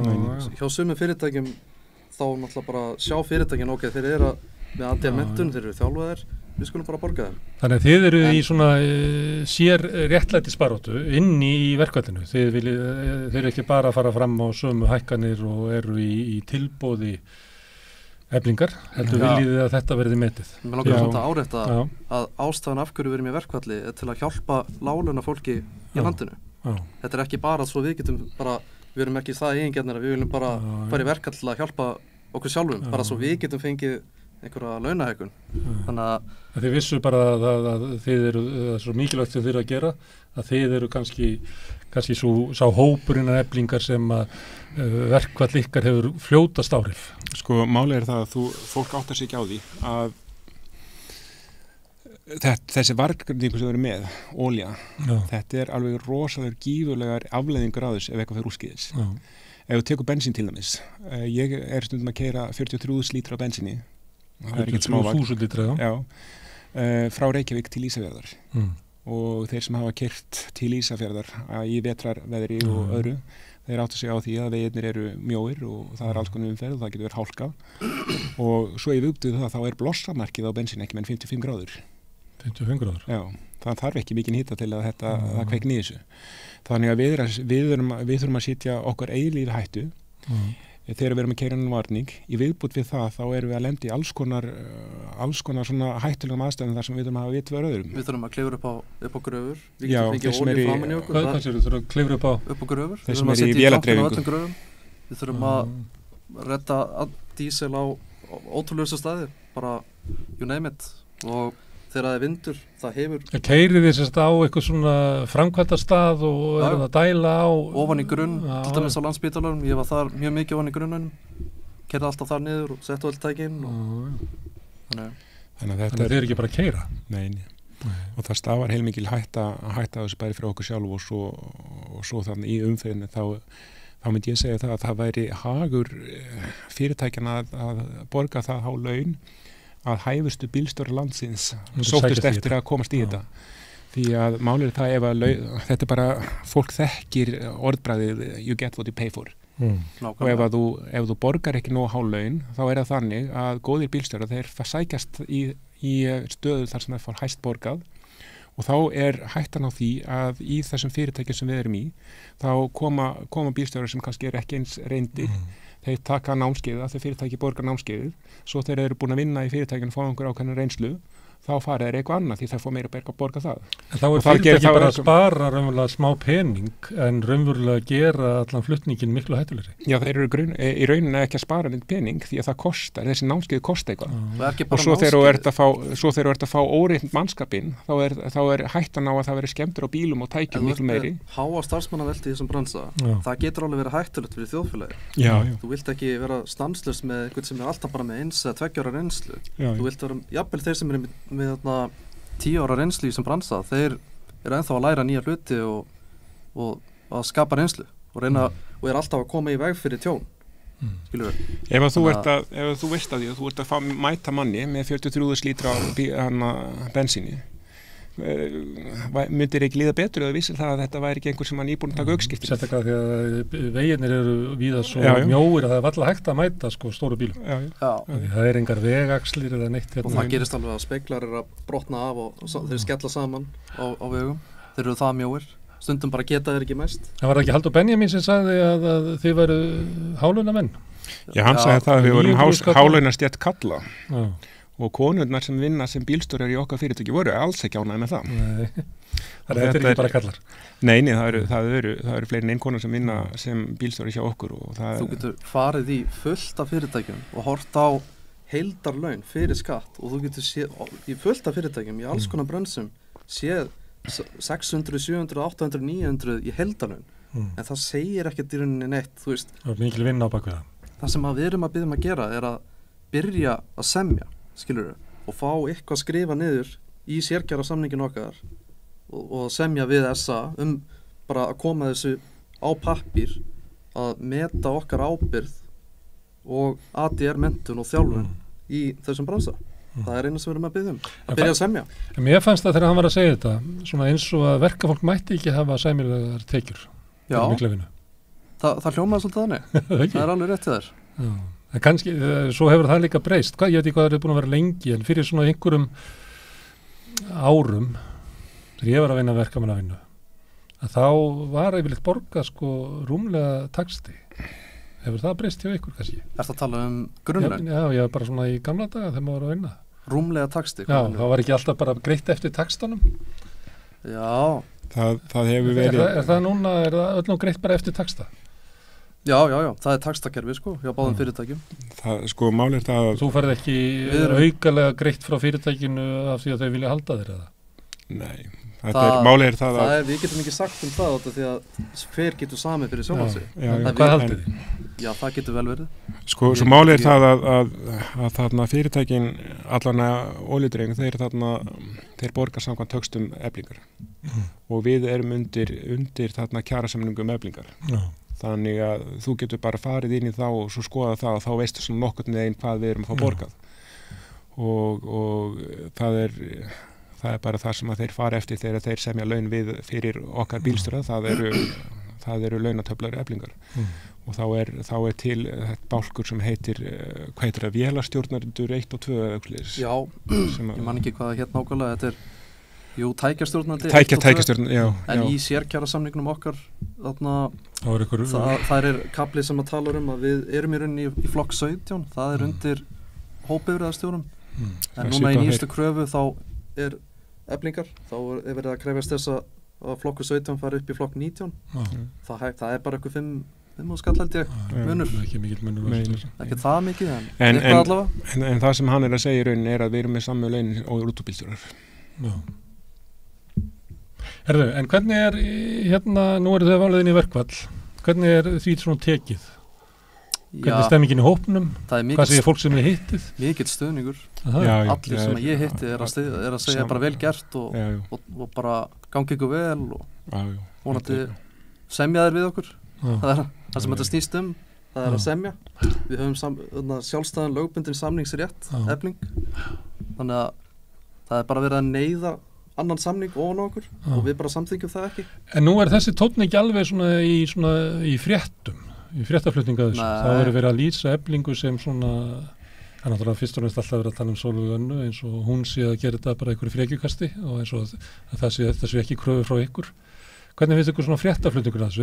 Er ójafnvægi milli hans og síðan það sem að þið heyrið bara hjá venjulegu fólki? Sjálfsögðu, það er bara sko, fjölmiðlar sérstaklega fyrirsagnir en náttúrulega ef þú lest alla fréttina þá yfirleitt þá sérðu það ok, þetta er það sem þeir að tala en myndin og fyrirsögnin er alltaf eitthvað svona ég veit ekki, bara clickbait skilurðu, svona bara til að fá fólk til að fara inn í fréttina eða þú veist, þetta málar ekki rétta mynd, finnst mér. Og þá að þið séu að raska jafnvægi í samfélaginu einhvern veginn? Já, ég meina, við erum náttúrulega bara í verkalýðsbaráttu. Við erum að hjálpa láglauna fólki aðalega. Skilur, ég vil ekki eins og með leigumarkaðin núna, ég skil ekki af hverju ríkið ekki búið að gera eitthvað í þessum húsnæðisvandæðina á höfuðborgarsvæðinu. Þannig að það getur engin keypt íbúð, það getur engin, fólk getur leigt en 80% af launasælunum fyrir leigu hjá sumum. Allt upp í það. Þannig að þetta er erfitt ástand og fyrir þá sem eru á lægstu laununum. Já. En núna í dag hittust í Norðurljósum, stór hópur eða ekki, Norðurljósum í Hörpu. Það var ekki Norðurljós, var ekki Norðurljós í Hörpu, Kassin við reyndar gátum ekki komist í það, við erum í samningsnefndinni og við erum búin að vera það alveg síðan klukkan 9. Og hvernig er það gengið? Já, það er mest að við þurfum að fara svolítið varlega því að við erum með ákveðin trúnað í samtíð við það í mál. Þannig að þið farið núna, þegar þið er búinir að tala við mig, þá farið aftur niður í Karlsson. Já, við fengum undanþágu til að koma hingað og tala við þig. Ok, hérna er það þannig að ég heyrði í svona viðtölum hér og þar við eflingafólk, svona sem að kom, að því að mér fannst eiginlega að vera svolítið breyting í dag, að það var eiginlega fyrsta skipti í dag sem að maður heyrði sko raddir bara eflingafólks í fréttum. Af því að það verður aldrei bara þú varst einhvers þar hérna fyrir einhvern 2 dögum eitthvað svona sá ég nafnið þitt einhvers þar í fréttum en núna allt í einu kom bara hellingaröddum og það var svona mikil svona bæði hérna baráttu vilji en líka ákveðin svona bjartsýni kannski af því að það vannst þetta mál í landsrétti. Er það þannig að hópur þessi bjartsýna á það gæti að komið samninga bara næstu dögum? Ég held að fólk sé núna að sjá hvað verðbólga getur étið upp ekki bara verðbólga og líka verðhækkanir og bara alls konar getur búið að éta nánast upp þennan SGS-samning þannig að fólk sér bara núna akkur vorum við að kjósa þennan SGS-samning það er náttúrulega mikið af fólki út á landi sem kýsa hann en hann bara þetta var ekki góð samningur á mínum mati. Það er bara áttuviljinn en svo heyrði ég líka svona ákveðin svona bjartsýni að þetta gæti ég bara leist á næstu dögum hvað sé ég um það? Já, það er bjartsýni í loftinu. Sko málið er það að þetta hefur verið alveg rosalega hart yfir lengri tíma og það er bara búið að vera stál í stál. SA hefur valið að hafa stefnu þar sem að þeir harðneita að komast til móts við okkur. Þeir voru búin að gera samninga við einhver aðra og vildu tróða þeim samningum yfir Eflingu. Og Efling hefur reynt að vera með málamiðlun. Þeir hafa lækkað sín boð 3 til að komast í mót við SA en SA hefur alltaf sagt nei og þegar að SA hefur ekki fengið vilja sín þá hefur þeir bara ákveðið að fara í mál og þeir voru alveg handvissum að þeir myndu vilja vinna bæði málin. Þeir voru handvissum að verkvelli myndi vera lýst ólögleg og svo voru þeir alveg handvissum að þegar að sáttasemjari væri búin að koma með miðlunartillögu þá þyrftu við að gefa upp okkar lista og það væri bara útreitt mál. Nú var það þannig að hvorugt gerðist. Og sá það alveg Halldór Benjamin, hann var bara í sjokki þarna á morgun. Já. Og þetta náttúrulega hefur aukið andan hjá eflingarfólki alveg heilmikið sko. Því þá sjáum við að baráttun er ekki vonlaus. Og þetta gefur von og við sjáum það að við erum með vind í seglunum og þetta er að fara í rétta átt. Og auðvitað þá gefur það bæði sjálfstraust og von. Og þegar þetta við hittust öll saman og berum að ræða hlutina saman og eins og gerðist þarna í Hörpu þá verður andinn jákvæður og við sjáum samstöðuna og þú sérð bjartsýni það er gaman að vera í hópi samherja sinna að berjast saman, að finna viljan hjá náunganum það eflir baráttuna. Og með því Sólveig hún er rosalega góð að koma öllu saman og búa til svona samstöð og þú veist hvað samstaða er mikilvæg í verkalýðsbaráttu. Og ykkur finnst Eitthvað finnst þetta merkilegt og gaman sem þið að gera? Gaman að taka þátt í þessu? Mjög erfitt, maður spyr sjálf hann segja af hverju ég að þessu, hvernig nenni ég þessu? Þetta svona svolítið, þetta eins og vera í rollercoaster. Þú hefur gaman að fara í rollercoaster en þú ert skítrættur. Og þetta er svona svipað tilfinning sko, maður veitir ekki alveg hvað maður er að fara í, mann finnst maður vera svolítið up over the head, eða eins og maður segir á ensku, á tíminn var ég 30 ár, þannig að orðaforðin mín er ekki alltaf alveg fullkomin í íslensku, en þú setur kannski komin í aðstæðu sem hún kannski ræður ekki við, þekkir ekki áður. Já, en þarna maður hefur gaman að þessu, en á sama tíma þá er maður svolítið hræddur við þetta. En eitthvað finnst þetta með mikilvægt sem þið er að gera? Það sjálfsögðu. Já, það er alveg pottið sko. Sérstaklega bara út af húsnæðis ástandinu í þjóðfélaginu í dag, eða hérna í höfuðborgarsvæðinu. Mér finnst það bara komið út í bara eitthvað rugl sko. Maður verður að gera eitthvað í þessu. Og það er að versna sko. Og það er að versna. Það er að hækka húsalegin. Þetta er eins og við höfum séð sko, ef maður fylgist með fréttum og er svona hálfgerður fréttafíkill eins og ég er, þá kom hérna í fréttunum, þá var maður sem sagði það að gróði fyrirtækjana meðtali hafi aukist 60% síðan 2018. Og svo hefur verðlagið aukast 20%, sem að bendi til þess að þessir einstaklingar í þessum fyrirtækjum og þessir eigendur þessar fyrirtæki, þeir eru að auka gróðan sinu og ýta kostnaðinu út í samfélagið. Og á sama tíma þá er verið að tala og mér finnst ekki að maður ætti að nota þetta orðalag, þarna launakostnað, því að kostnað á maður alltaf að skera niður. Og mér finnst að betra hugtak hefði verið að segja launafjárfesting, því að góð fjárfesting gefur góðan arð og ánægðir starfsmenn, þeir gefa af sér betri vinnu og mér finnst að það virðist vera að það er náttúrulega út í heimi og margstar annar staðar þá hefur fólk skilið þetta, en hérna á Íslandi þá virðist vera að það sé að gera að halda launum eins lágum og mögulegt er og svo auka sín eigin gróða eins mikið og mögulegt er.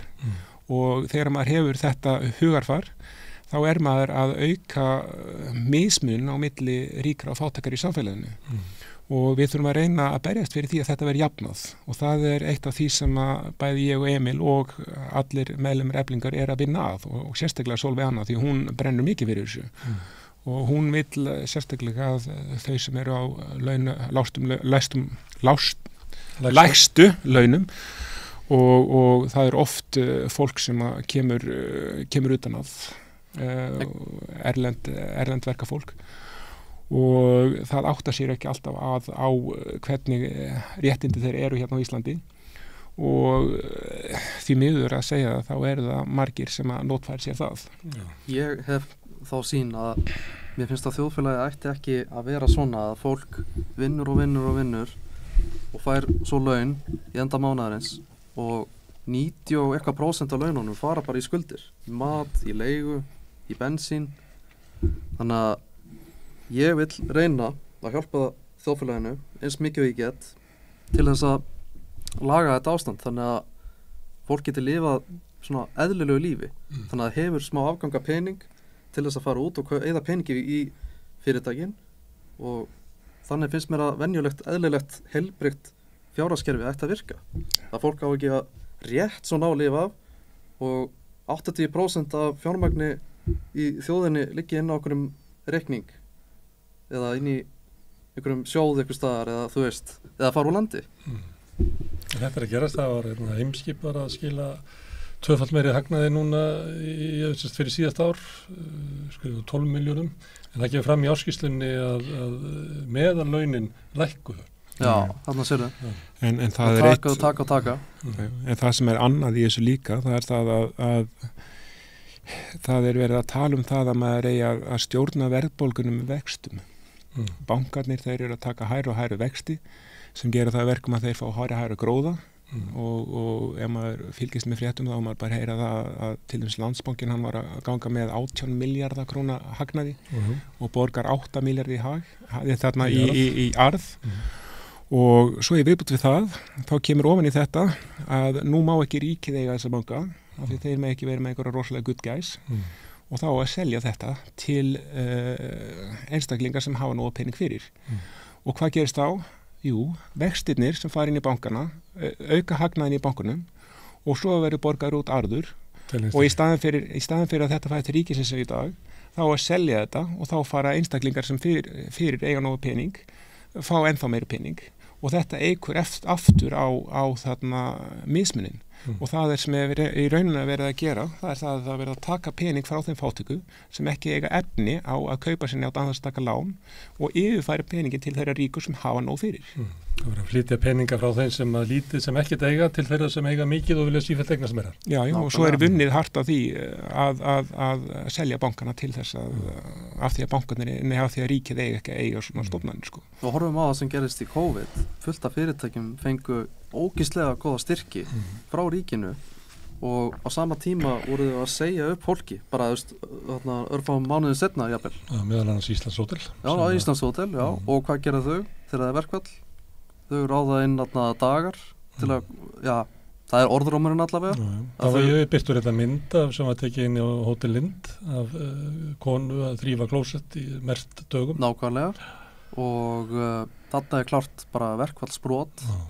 Verður þið með verkfallsvörslu, það er ekki sem að sestu upp í þessa bíl ykkar og fara að keyra þá? Já, sko. Það er ekki að leigja bílstjóra það? Það eru verktakar.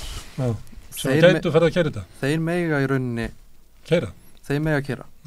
En þetta er á gráu svæði, það er verið að fara yfir þetta skiluru og tjekka sko hvað þeir mega gera en sko þeir mega náttúrulega ekki bæta við sig einhverju sem að ganga í einhvern sem að var í verkfalli en þetta er svo flókið út af því að ef það er verktaki, þú veist, nokkri bílar hjá einhverju fyrirtæki og þeir voru bara að gera blöndu af verkefnum í höfuðborgarsvæðinu eða einhvers staðar, þá...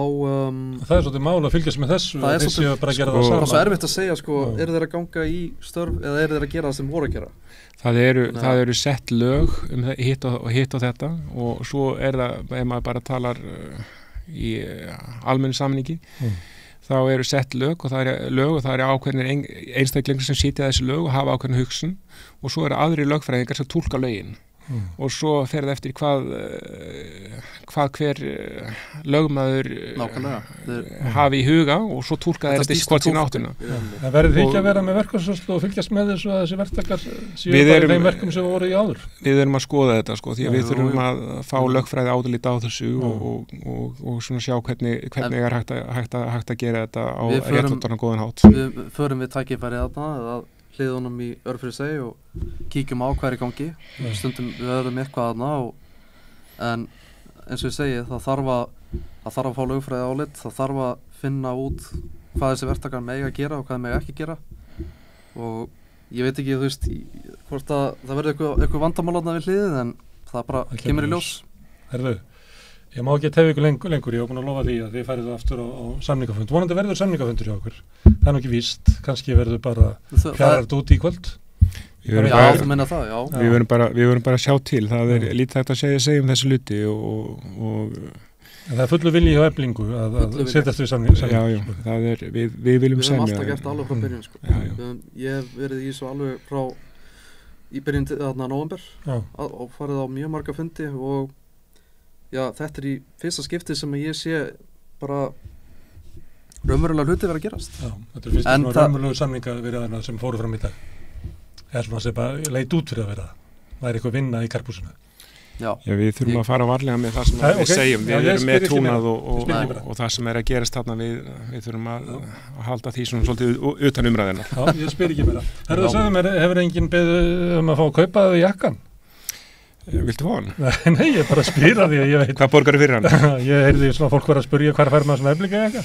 Já. Nei, þeir er náttúrulega búið til fyrir samningarnir. Já, gangi samningarnir Eflingar, við viljum svona jakka. Þetta er svona ákveð trófí sem við fáum þegar við erum búin að þessu verki. Herðu, Emil og Örvar, gerðu þakki fyrir að koma hingað og gangi ykkur vel í ykkar baráttu. Takk. Hér eftir smástund þá ætlar hún María að tala við hann Gunnlaug Már Brím sem er formaður sjúkraþjálfara félagsins eftir augnablik.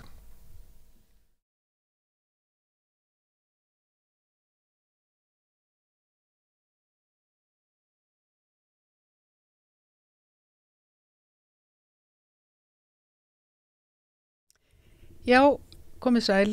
Hér hjá mér við rauðaborðið er mættur Gunnlaugur Már Brím, formaður sjúkraþjálfara félags Íslands. Velkomin.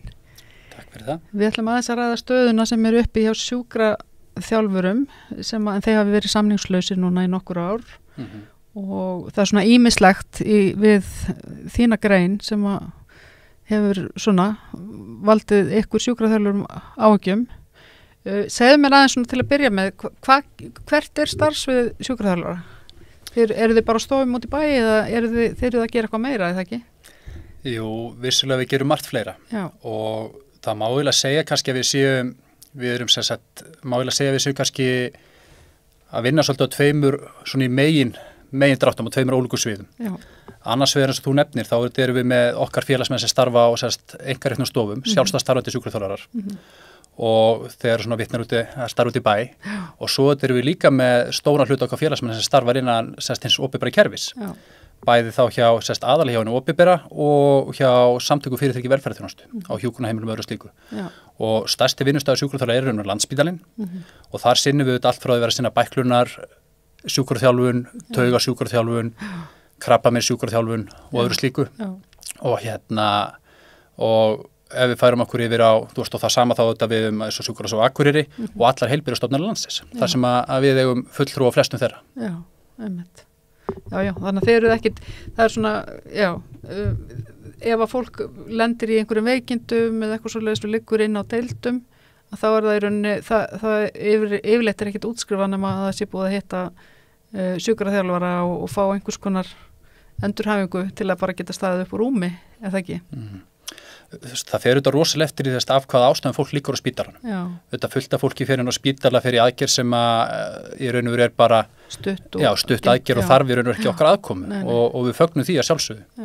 En hins vegar eru það kannski þessi flóknari mál þar sem eru alvarlegri áverkar og þú veist getur nefnt þessu grensásdeildin er kannski svona það sem kannski flesti myndu tengja mest við var þetta endurhæfingu. Það sem að fólk kemur bæði með fjöláverka, lendir í alvarlegu bílslysum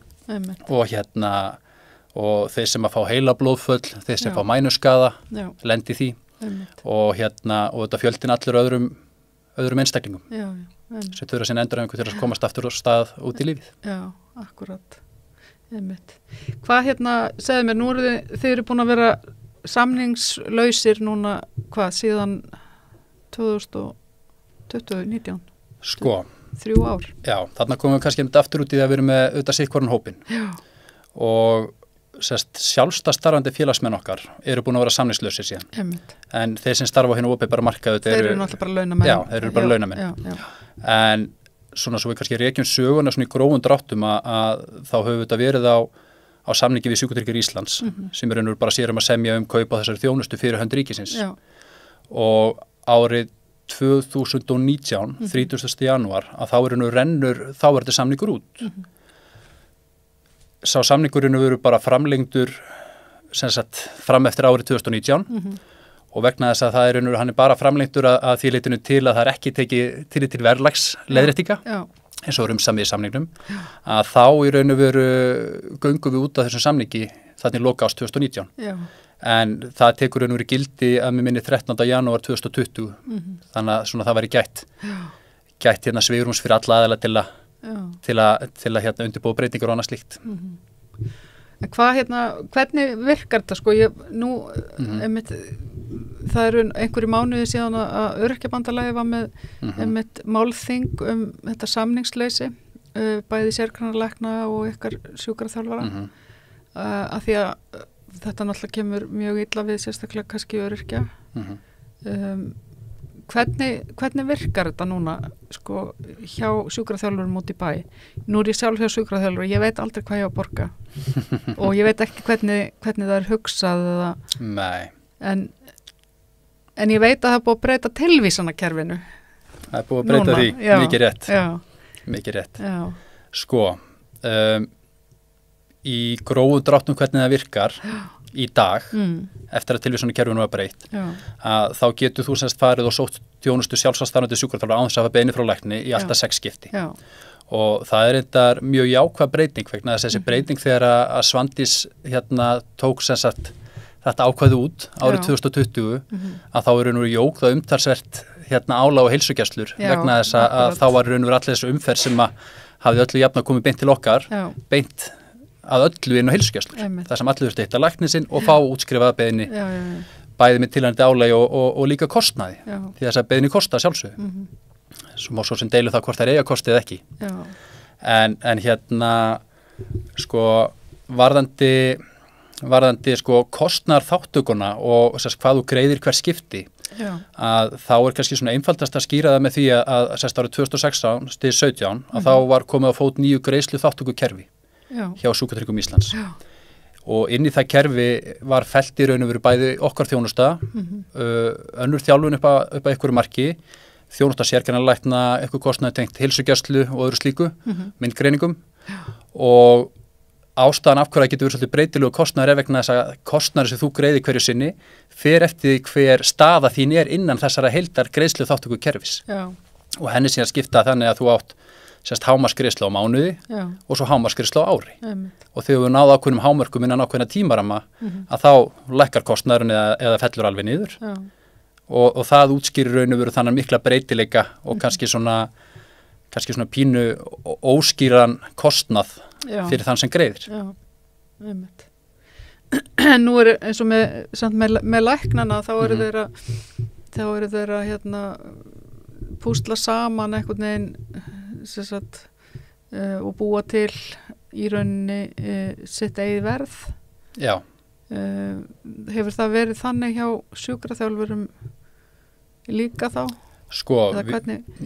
Við í raun og veru þá rukka flestur okkar félagsmenn komugjöld í dag.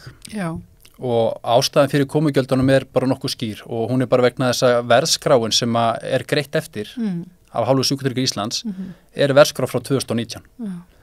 Þannig að til þess að okkar félagsmenn lækki ekki launum mánuð fyrir mánuð. Þá þurfum við að rukka þessi komugjöld líka. Og það eins og þú vitnar áðan í kannski eins og var þetta málstofn í öryrkjabarnalöginu, þar sem ef ég man rétt þá að vitna í það að kostnaði vera alltaf 5 milljarðar eða þar yfir, ef ég man rétt,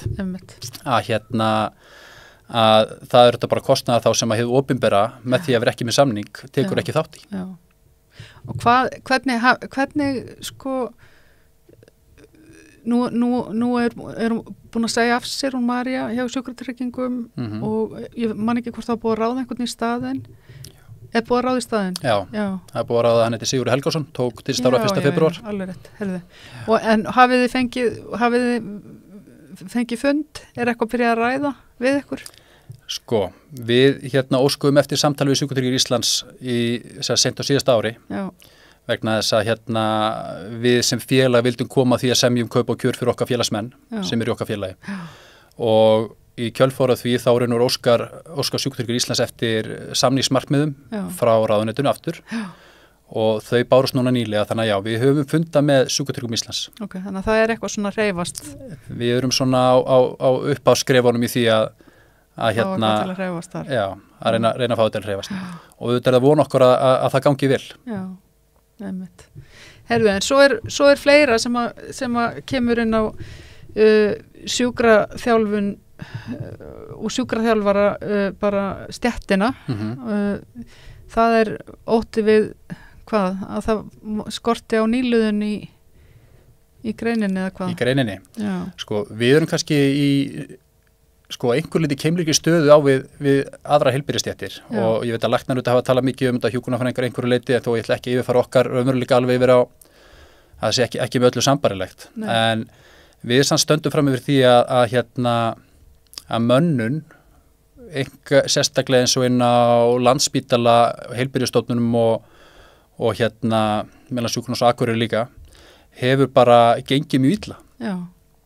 Og í raun og veru erum við ekki að ná að útskrifa þann fjölda sem við þurfum til þess að mæta þessar auknu þörf. Og það hefur verið boðuð mikil aukning í áherslum og endurhæfingarþjónustu og forvarnir.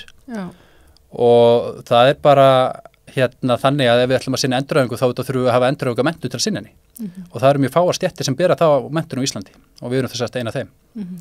Og þess vegna við sendum frá okkur yfirlýsingu varðandi Landspítalann sjálfan fyrir stuttu síðan, þar sem við lýstum yfir áhyggjum okkar af í raun og veru bæði mönnun, aðstöðumálum og framtíðarsýn spítalans, vegna sem við höfum bara séð að til dæmis inn á Landspítalanum einu og sér þá erum við að tala um það að greiddum stöðugildum, veittum stöðugildum hefur fækkað 13,6% núna frá 2017 til 2022 og það hefur verulega áhrif á þá getu sem okkar okkar getur til þess að veita þá þjónustu sem við leggjum áherslu á að geta gert.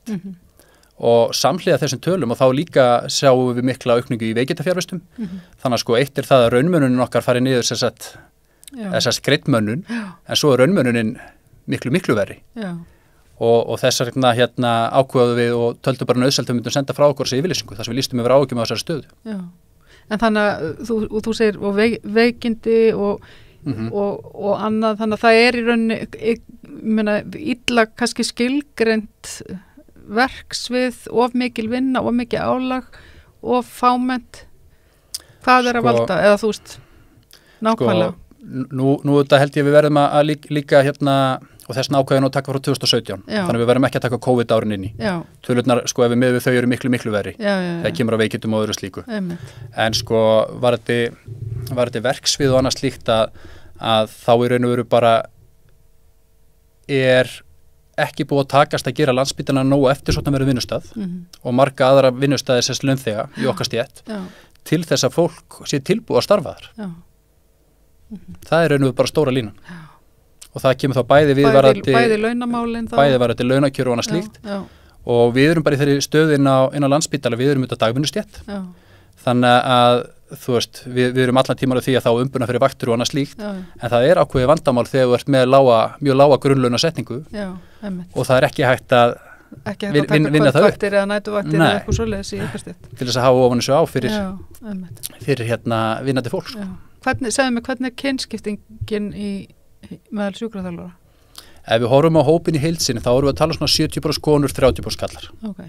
En þetta hlutfall þó breytilegt og að breytast vegna þess að í grunninn þá voru þetta mikill meiri hluti voru konur áður fyrr og ég held reyndar að hvort það sé árið núna eða árið fyrra, þá held ég að 2/3 hafi verið kallmenn sem komust inn í námið.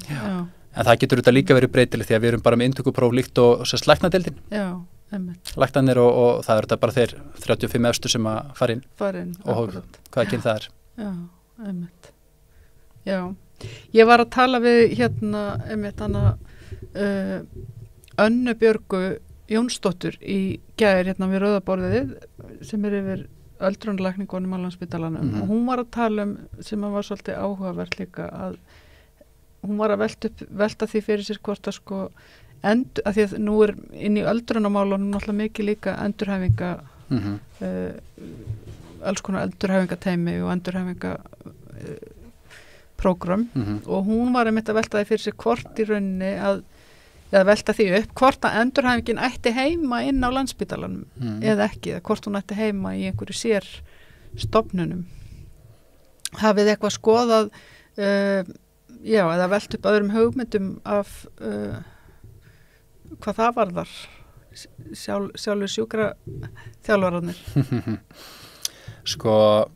Ég held að þetta sé bara ágætis hugmynd og þetta getur alveg sagt að hún farið þannig fram í dag að einhverju leyti nú veit ég ekki alveg hvað hún vitnar í, þú veist, hún getur verið með ákveðin hóp í huga, þú veist erum við að meina annar hópur sem innan einhvers konar fyrirtækis eða eitthvað svoleiðis, það þetta eitthvað sem Já, eða kannski einhvers konar stofnun sem getur verið ríkisreikin stofnun væri ekki Landspítalinn heldur einhvers konar endurhæfingarstofnun mögulega, ég veit ekki nákvæmlega hvað hún sér fyrir sér þú veist, það erfitt fyrir mig að segja það nákvæmlega en ég held að þú veist það sem við sjáum svo núna, þú veist, við erum með ólíka hlutverkaskiptingu ég er með tvískipt félagi í raun og veru og það hvað segja svona í dag verið að sinna í raun og veru þeir sem að útskrifast á Landspítala þeir fara flestir í þjónustu hjá sjálfstæðstæðandi aðilum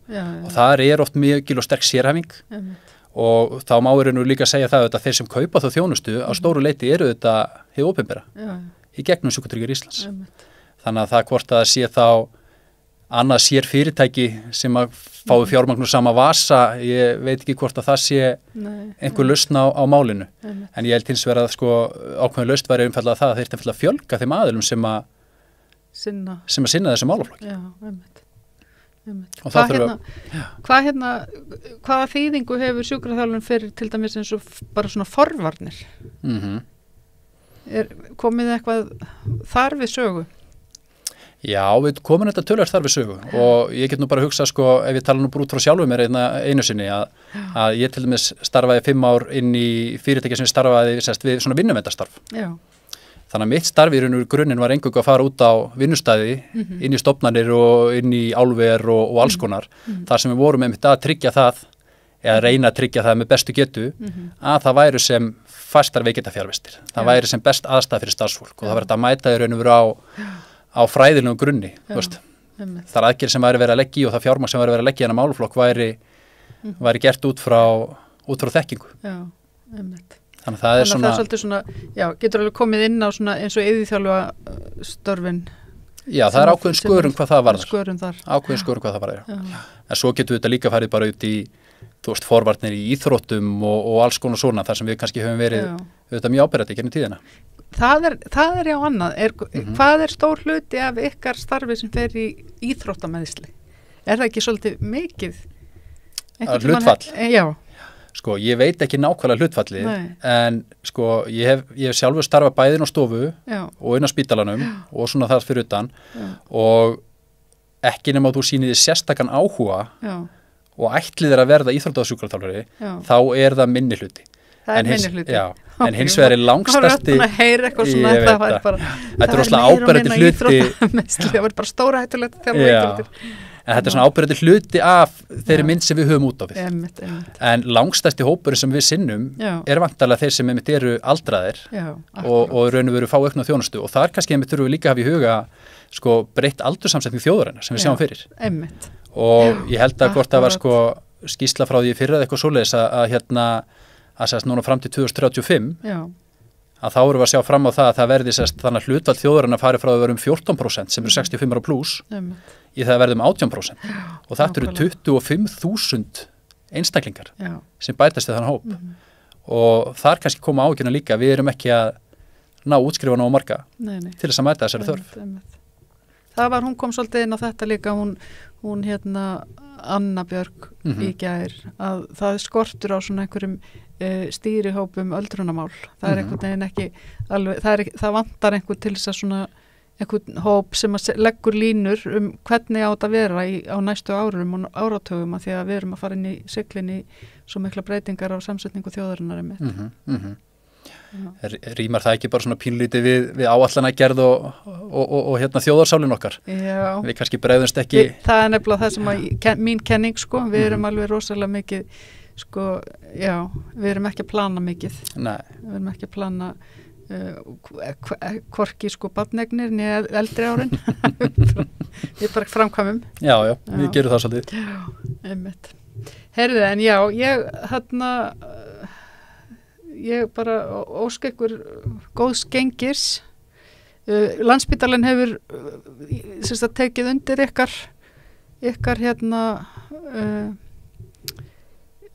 ályktun hann daginn. Þannig að þið fáið stuðning þar.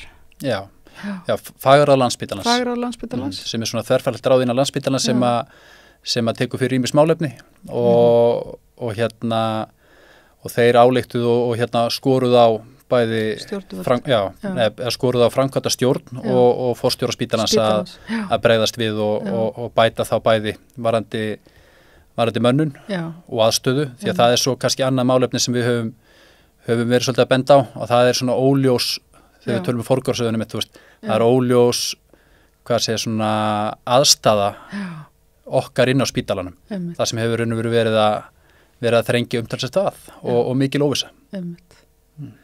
Herðu, kæra þakkir fyrir komuna Gunnlaugur og gangi ykkur vel í þessari baráttu. Takk fyrir okkur. Við verðum þá með meiri umfjöllun heilbrigðismál vonandi á næstunni, höldum áfram að fjalla stöðuna á spítalanum, bæði kannski frá sjónarhóli fagfólks og sjónarhóli þeirra sem þurfa að nota þjónustuna. En takk fyrir okkur í bili.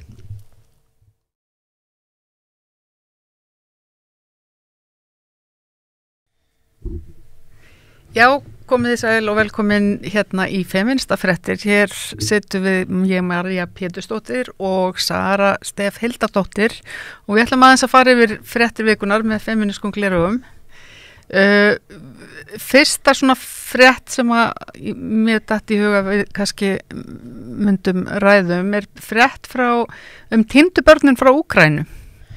Já, einmitt. Og þetta svolítið svona, núna sérst hafa rússnesk stjórnvöld, þau hafa sérst flutt 100 barna frá Úkraínu til Rússlands og komið fóstur þar og þau skila sér ekki tilbaka. Þannig að og það eru svona, það talað í þessari frétt hjá RÚV að það eru yfirleitt svona 3 leiðir við að flytja þessa krakka. Og það var annars vegar börn sem voru á munaðarleysingjahælum og í Úkraínu og voru bara flutt til Rússlands í stríðinu eða börn sem foreldrarnir samþykkt að senda í rússneskar sumabúðir sem óskiljanlegt og þau hafa ekki skilað sér tilbaka og svo börn sem hafa orðið á einhverju hluta vegna í stríðinu viðskilja við foreldra sína. Einmitt, já. Það alltaf einhver börn náttúrulega sem eru send af stað jafnvel ein. Já. Maður las þannig fréttir manni bara stutt eftir að stríðið byrjaði. Einmitt. Þannig að þetta eru bara saklaus börn sem verða raunverulega svona collateral sko. Já, þetta bara einmitt collateral damage í stríðinu. Í stríðinu, það bara verið að fara með og þetta er náttúrulega bara líka verið að valda svona tilfinningarlegu tjóni. Já, og þetta er svolítið svona fyrirfram, náttúrulega maður alltaf að fara að nota ensku slettur sko, ég að finna íslensku orðin sko, að þetta er alveg útpælt í rauninni að í stríði að gera þetta að því þetta er svona eins og partur af þjóðamorði í rauninni að útrýma þjóðinni úr barninu einhvern veginn, að stela börnum yfir til óvinarins eða óvinarinn í rauninni stelur börnunum og gerir þau að sínum. Já, þannig að þú getur þá einmitt svona morfað þessi börn inn í þína þjóð. Þína þjóð. Þetta er náttúrulega bara sama, þetta er bara sama taktík feðraveldisins alltaf endurtekið og ítrekkað að taka þetta út á konum og börnum. Konum og börnum, þetta er sama eins og konum er markvist nauðgað í stríði, til þess að búa til líka jafnvel barna þær sko, þannig að það er fæði nú börn frá óvinninum. Já, þetta eru mjög ógeðfelldar aðferðir, virkilega, svona karlavelda, til þess að pína hina karlana. Já. Að því þarna er náttúrulega bara verið, þú veist, það er raunverulega verið. Þetta er til að pína hina karlana. Já, algjörlega. Það er bara þannig. En þetta er mjög svona ógeðfellt og svo er maður alltaf svona sko kannski að binda vonir við það að stríð fara upp á einhver svona herra plattform, eitthvað svona, því það verða nútíma að stríð og nota dróna og eitthvað svona rugl. Verða þau ekki bara viðbjóslegri fyrir vikið? Jú, en svo bara verða þau alveg viðbjósleg og jafnvel viðbjóslegri fyrir vikið. Halda. Að því þú getur umvel að búið til miklu meira rof með tækninni á milli. Ég veit það er að þú getur setið og stýrt einhverjum dróna og drepið milljón manns og þú pælir ekki í því, sko. Já, akkurat.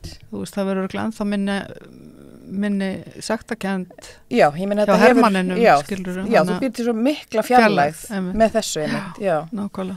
Þannig að tæknin sko, þessi blessaða nýsköpun sko, einmitt. Hún er ekki alltaf nei, hún er ekki alltaf til góðs, það er rétt nema síður sé. Já. Heyrðu, hefur við að fara í næstu frétt? Já, hvað ertu með meira? Það er fólk að inn út að ættum hefur verið beitt mismunum og fordómum og í Danmörku og af Dönum á Grænlandi. Löng saga náttúrulega af þessu. Já, en mikið, nú eru grænlendingar í Danmörku, þeir hafa þeir voru að birta skýrslu eða niðurstöðu sérstaks sendifulltrúa Sameinuðu þjóðanna sem að rannsakaði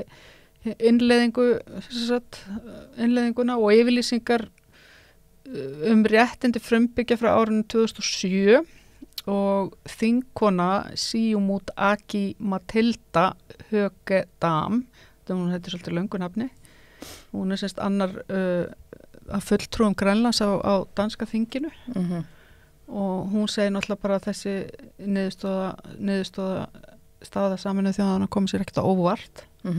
Var þetta úttekt á hvaða innleiðingu? Þetta er ætli þetta sé ekki úttekt á sko stöðu bara grænlendinga gagnvart Dönum í heimalandinu. Já, eitthvað svo leið sko.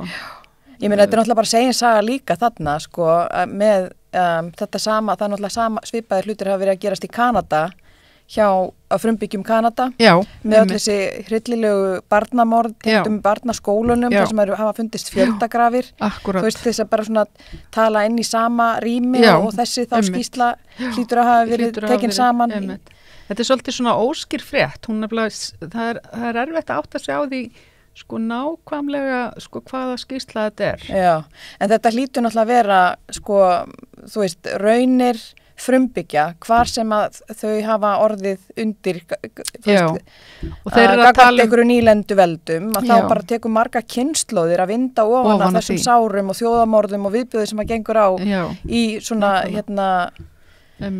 í svona hvítri valdnýðslu sem að hefur átt sér stað og svo náttúrulega bara þjóðir skildar eftir, ég minna náttúrulega þekkt saga eins og hjá með Bretana á Indland, þú veist, að skella á eftir sér og skilja allt eftir bara í upplaust, þú veist, og svo getur verið bara, þeir fara raunverulega en skilja eftir bara lönd í borgarastýrun, sko.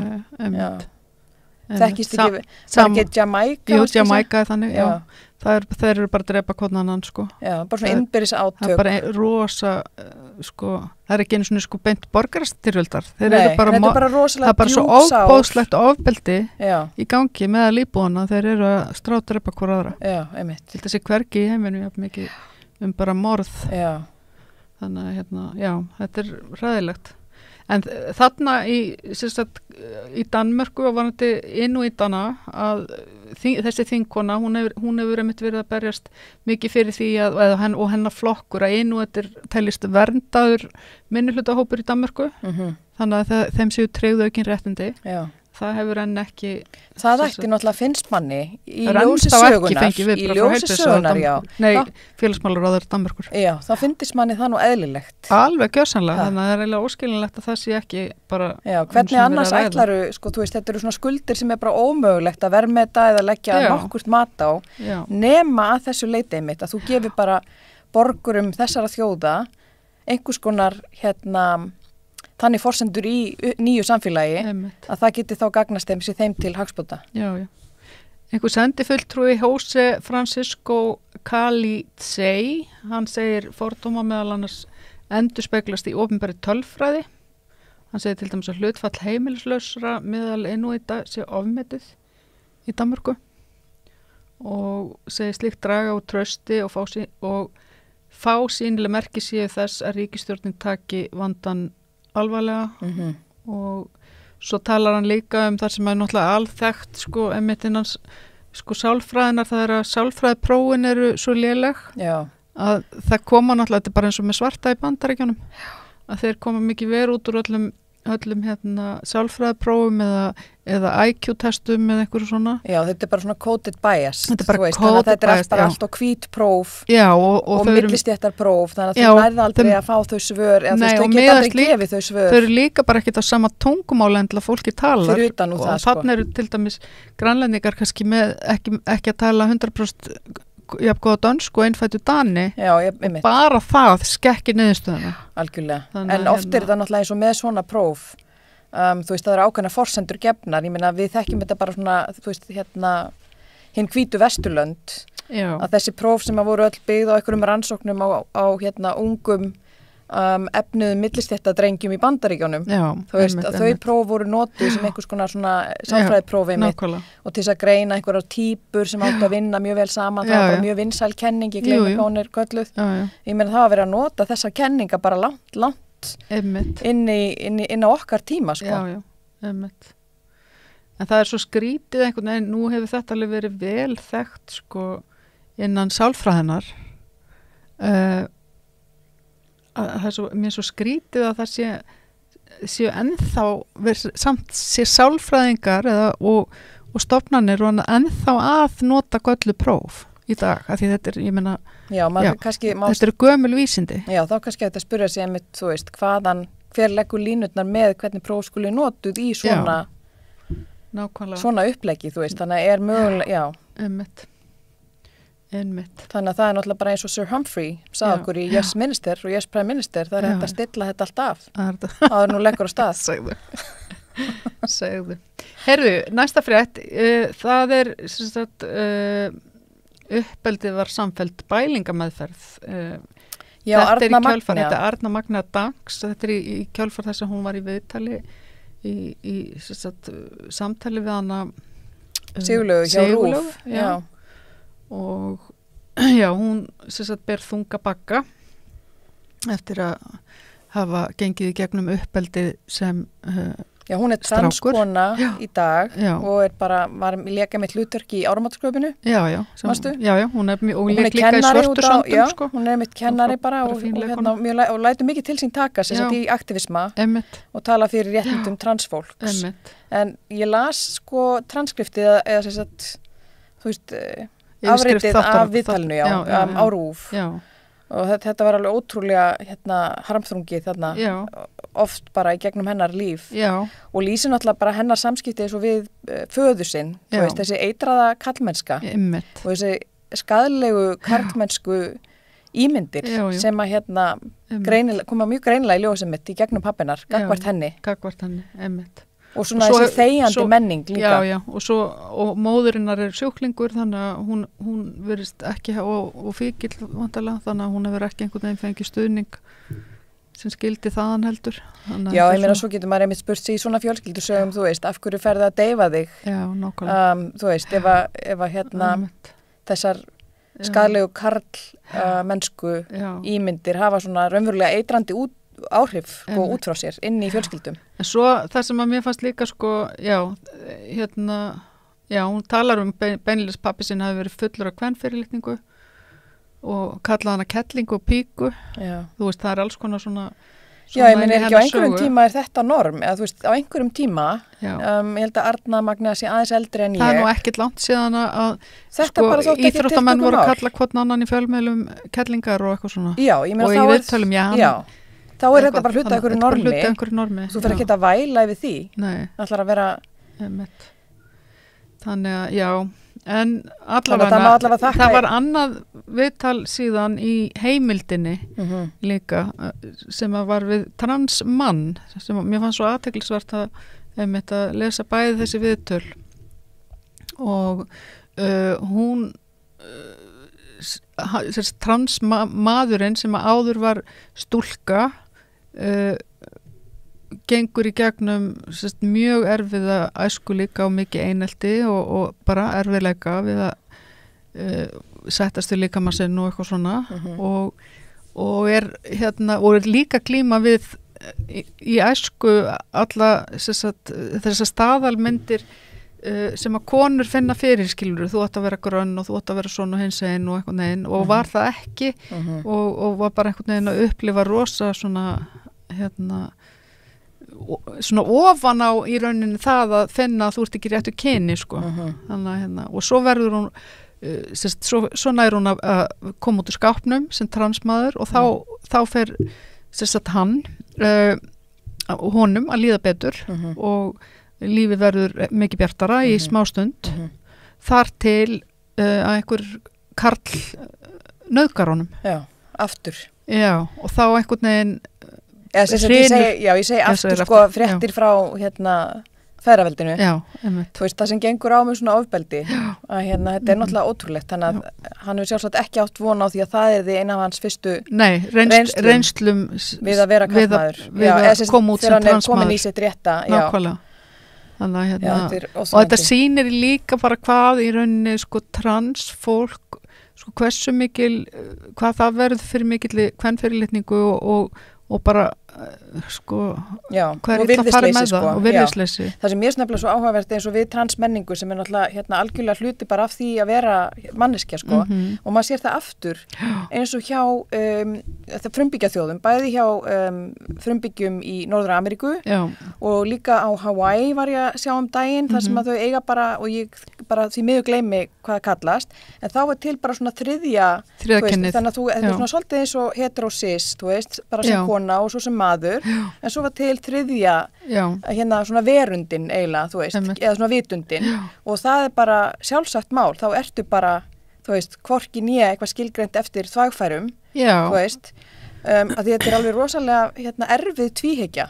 Hún það bara líka fyrir, held ég, og þessi heterosis skilgreining. Ég held að þetta hafi sko líka hreinlega þekst sko í meðalinn og þetta Grænlandi. Já, það sem ef það var til dæmis skortur á konum eða kollum. Já, þá tekur þau bara upp, en fyrir sambandi aðra mannesku. Það tók einhver upp sko bara annað kyn til þess að gangi störfin. Já, þannig, einmitt. Já, einmitt. Það var eitthvað ójafnvægi. Já, mér finnst þetta raunverulega finnst mér sko, þú veist, transmenning þá eiginlega, þú veist, kalla svolítið á okkur að skoða einmitt bara hvað það sem að við erum að tala með þessari kynsorteringu sko. Já, nákvæmlega. Þú veist, af því hún eiginlega ekkert gagleg. Nei, hún það ekki. Nema síðu sé sko, ég meina, konur svo sannarlega þekkja það, hún sko ekkert gagleg. Nei, hún ekki gagleg. Þannig að já. Heyrðu, næsta mál. Næsta frétt mér langaði aðeins að tala meðal dagvinnu laun hjúkrunarfræðinga.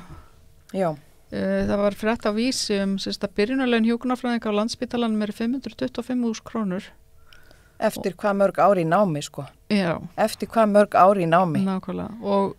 Og námslána skuldir. Já, þetta nefnilega góð umræða inn í það sko að því fólk heldur alltaf hjúkrunarfræðingar séu svo góðan launum sko að því þær geta alveg verið á þær segi ég sko að því þær eru þetta er fyrst og fremst kvennastjætt en hjúkrunarfræðingar eru þetta er náttúrulega annað vandamál líka í þessar stjætt að þetta eru mest konur en það er þannig að ef þú ert á vöktum og endalausum nætuvöktum þá getur alveg náð einhverju tölu eins og vörubílstjórarnir. Já, eins og vörubílstjórarnir. Þú lifir svona ómanneskjulegu lífi sko og eiginlega bara vinnur til að lifa. Þá náttúrulega getur launaumslagið orðið bara alveg ágætt en á móti kemur og þú nýtur ekkert lífsins. Nei, þú sérð ekki fjölskyldu þína eða börnin þín eða foreldra þína, þú veist og en það er líka svolítið lýsandi en það sko byrjunarlaunin eru 525.000 og meðal dagvinnulaun 650.000 krónur. Meðal aldur starfandi hjúkrunarfræðinga er 45 ár. Meðal aldurinn er 45 ár? Já, starfsaldurinn. Já. Þannig að þú veist 45 ára, þá er það bara burnout og hættar. Já, og engin það fara bara að vinna við eitthvað annað. Og það eru og ég meina, heilbrigðisstéttirnar eru í vanda núna. Það eru í rosa vanda. Og það einmitt, þetta er rosa áhugavert líka í ljósi svona allir umræðu menntun og háskólamenntun. Þannig að klálega eru þessi laun fyrir sérstaklega eins og konur að þú mynd aldrei geta hvorki leigt eða borgað af íbúð væntanlega, ef þú ert að borga líka af námslánum og mögulegt með börn á framfæri. Já. Þú veist að þá þarf það að vera í einhverju mjög góðu samkomulagi annarkvort í barnsföðin eða þá að þið skiptið í einhvern veginn, raunverulega þið myndu skipta viku og viku þá kemur konan alltaf verð út líklegast. Já. Og þetta er segin saga líka sko með kröfuna menntun sem að ég er farin að renna á mig sko 2 grímur með alla þessa meistara prófskröfur, þú veist að því að nú er til dæmis byrjað að íta iðnmenntuninni líka upp á háskólastig. Jú, einmitt. Og hvernig er þetta að skila sér tilbaka til fólksins? Það er náttúrulega, konur hafa svolítið flikst í háskóla til þess að reyna, því það er alltaf að reyna að bæta sig og alltaf að reyna að gera eins og kallarnir, en leið og við gerum það, þá einhvern veginn vinnur það líka á móti konum. Já. Þannig eins og bara sjúkraliðar hafa komið stærsta kvennastétt landsins. Þau taka grunnnám, þau taka meistaranám. Ég talaði við Steinunni Bergmann og Þóru Leósdóttir á dögunum í Rauðaborðinu. Einmitt. En þessi meistaraprófskrafa, þú veist, þetta er oft bara mjög illa skilgreind og nú er raunverulega sko gráðubólgan í háskólanum komin upp á doktorsnámsstigið. Þannig að það sér ekki fyrir endan á því hvað gerum við þegar krafan doktorsnám verður orðin slík, þú veist að það... Já, einmitt. Þetta vinnur á móti sumum stéttum. Það gerir það. Að þá ertu eiginlega búin að mennta þig og skuldsetja þig of mikið til þess að muni skila þig tilbaka. Einmitt. Og oft er þetta í svona einkeipis, þetta heitir, ég læriði það nú einhvers staðar að ég hlusta á þessa umræðu, þetta er einkeipis stéttir, það sem að þú ert bara raunverulega að mennta þig til sérfræði þekkingar og þú getur raunverulega bara unnið á Landspítalanum, þú getur bara unnið á bókasöfnum, þú getur bara unnið á leikskólum, þú veist, með við þá menntun sem þú ert að taka. Þú hefur ekkert mikið val. Nei, þú ert ekkert að fara eitthvað út á markaðinn til þess að flagga þessari menntun sem þú náðir þér í. Þetta er til þess að sko, þú veist, byggja undir samfélagið. Já, nákvæmlega. Einmitt. Herðu, síðasta fréttin, bara svona örstutt, að það var fréttum á hún Rósa Björk Gúnhunter, hún var viðmælandi í nýjasta þætti Setup og hún er svona tölvuleikja spilari. Er Setup eitthvað hlaðvarp eða? Já, þetta er einhvers konar þáttur og hún segist mjög oft verða fyrir einhverju svona áreiti eins og að vera bara skipa að fara í eldhús.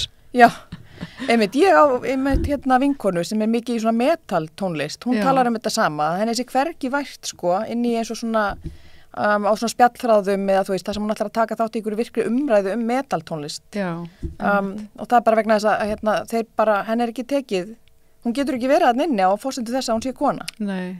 Hún fær bara ekkert, hún fær enga áheyrn eða þáttöku. Hún segja móti að fari þið bara í stríð, hún segir bara eitthvað svona rugl er hann að svara sem eitthvað gríni.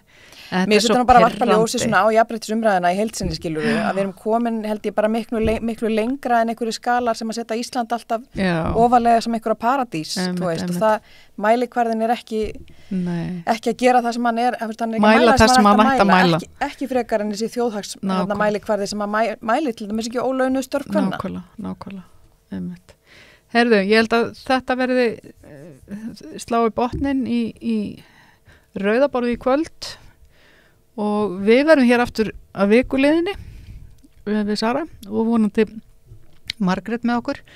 Ég ætla hérna bara að minna ykkur hlustendur og áhorfendur á að þið geti læka síðu samstöðarinnar bæði á Facebook og YouTube og dreift efninu.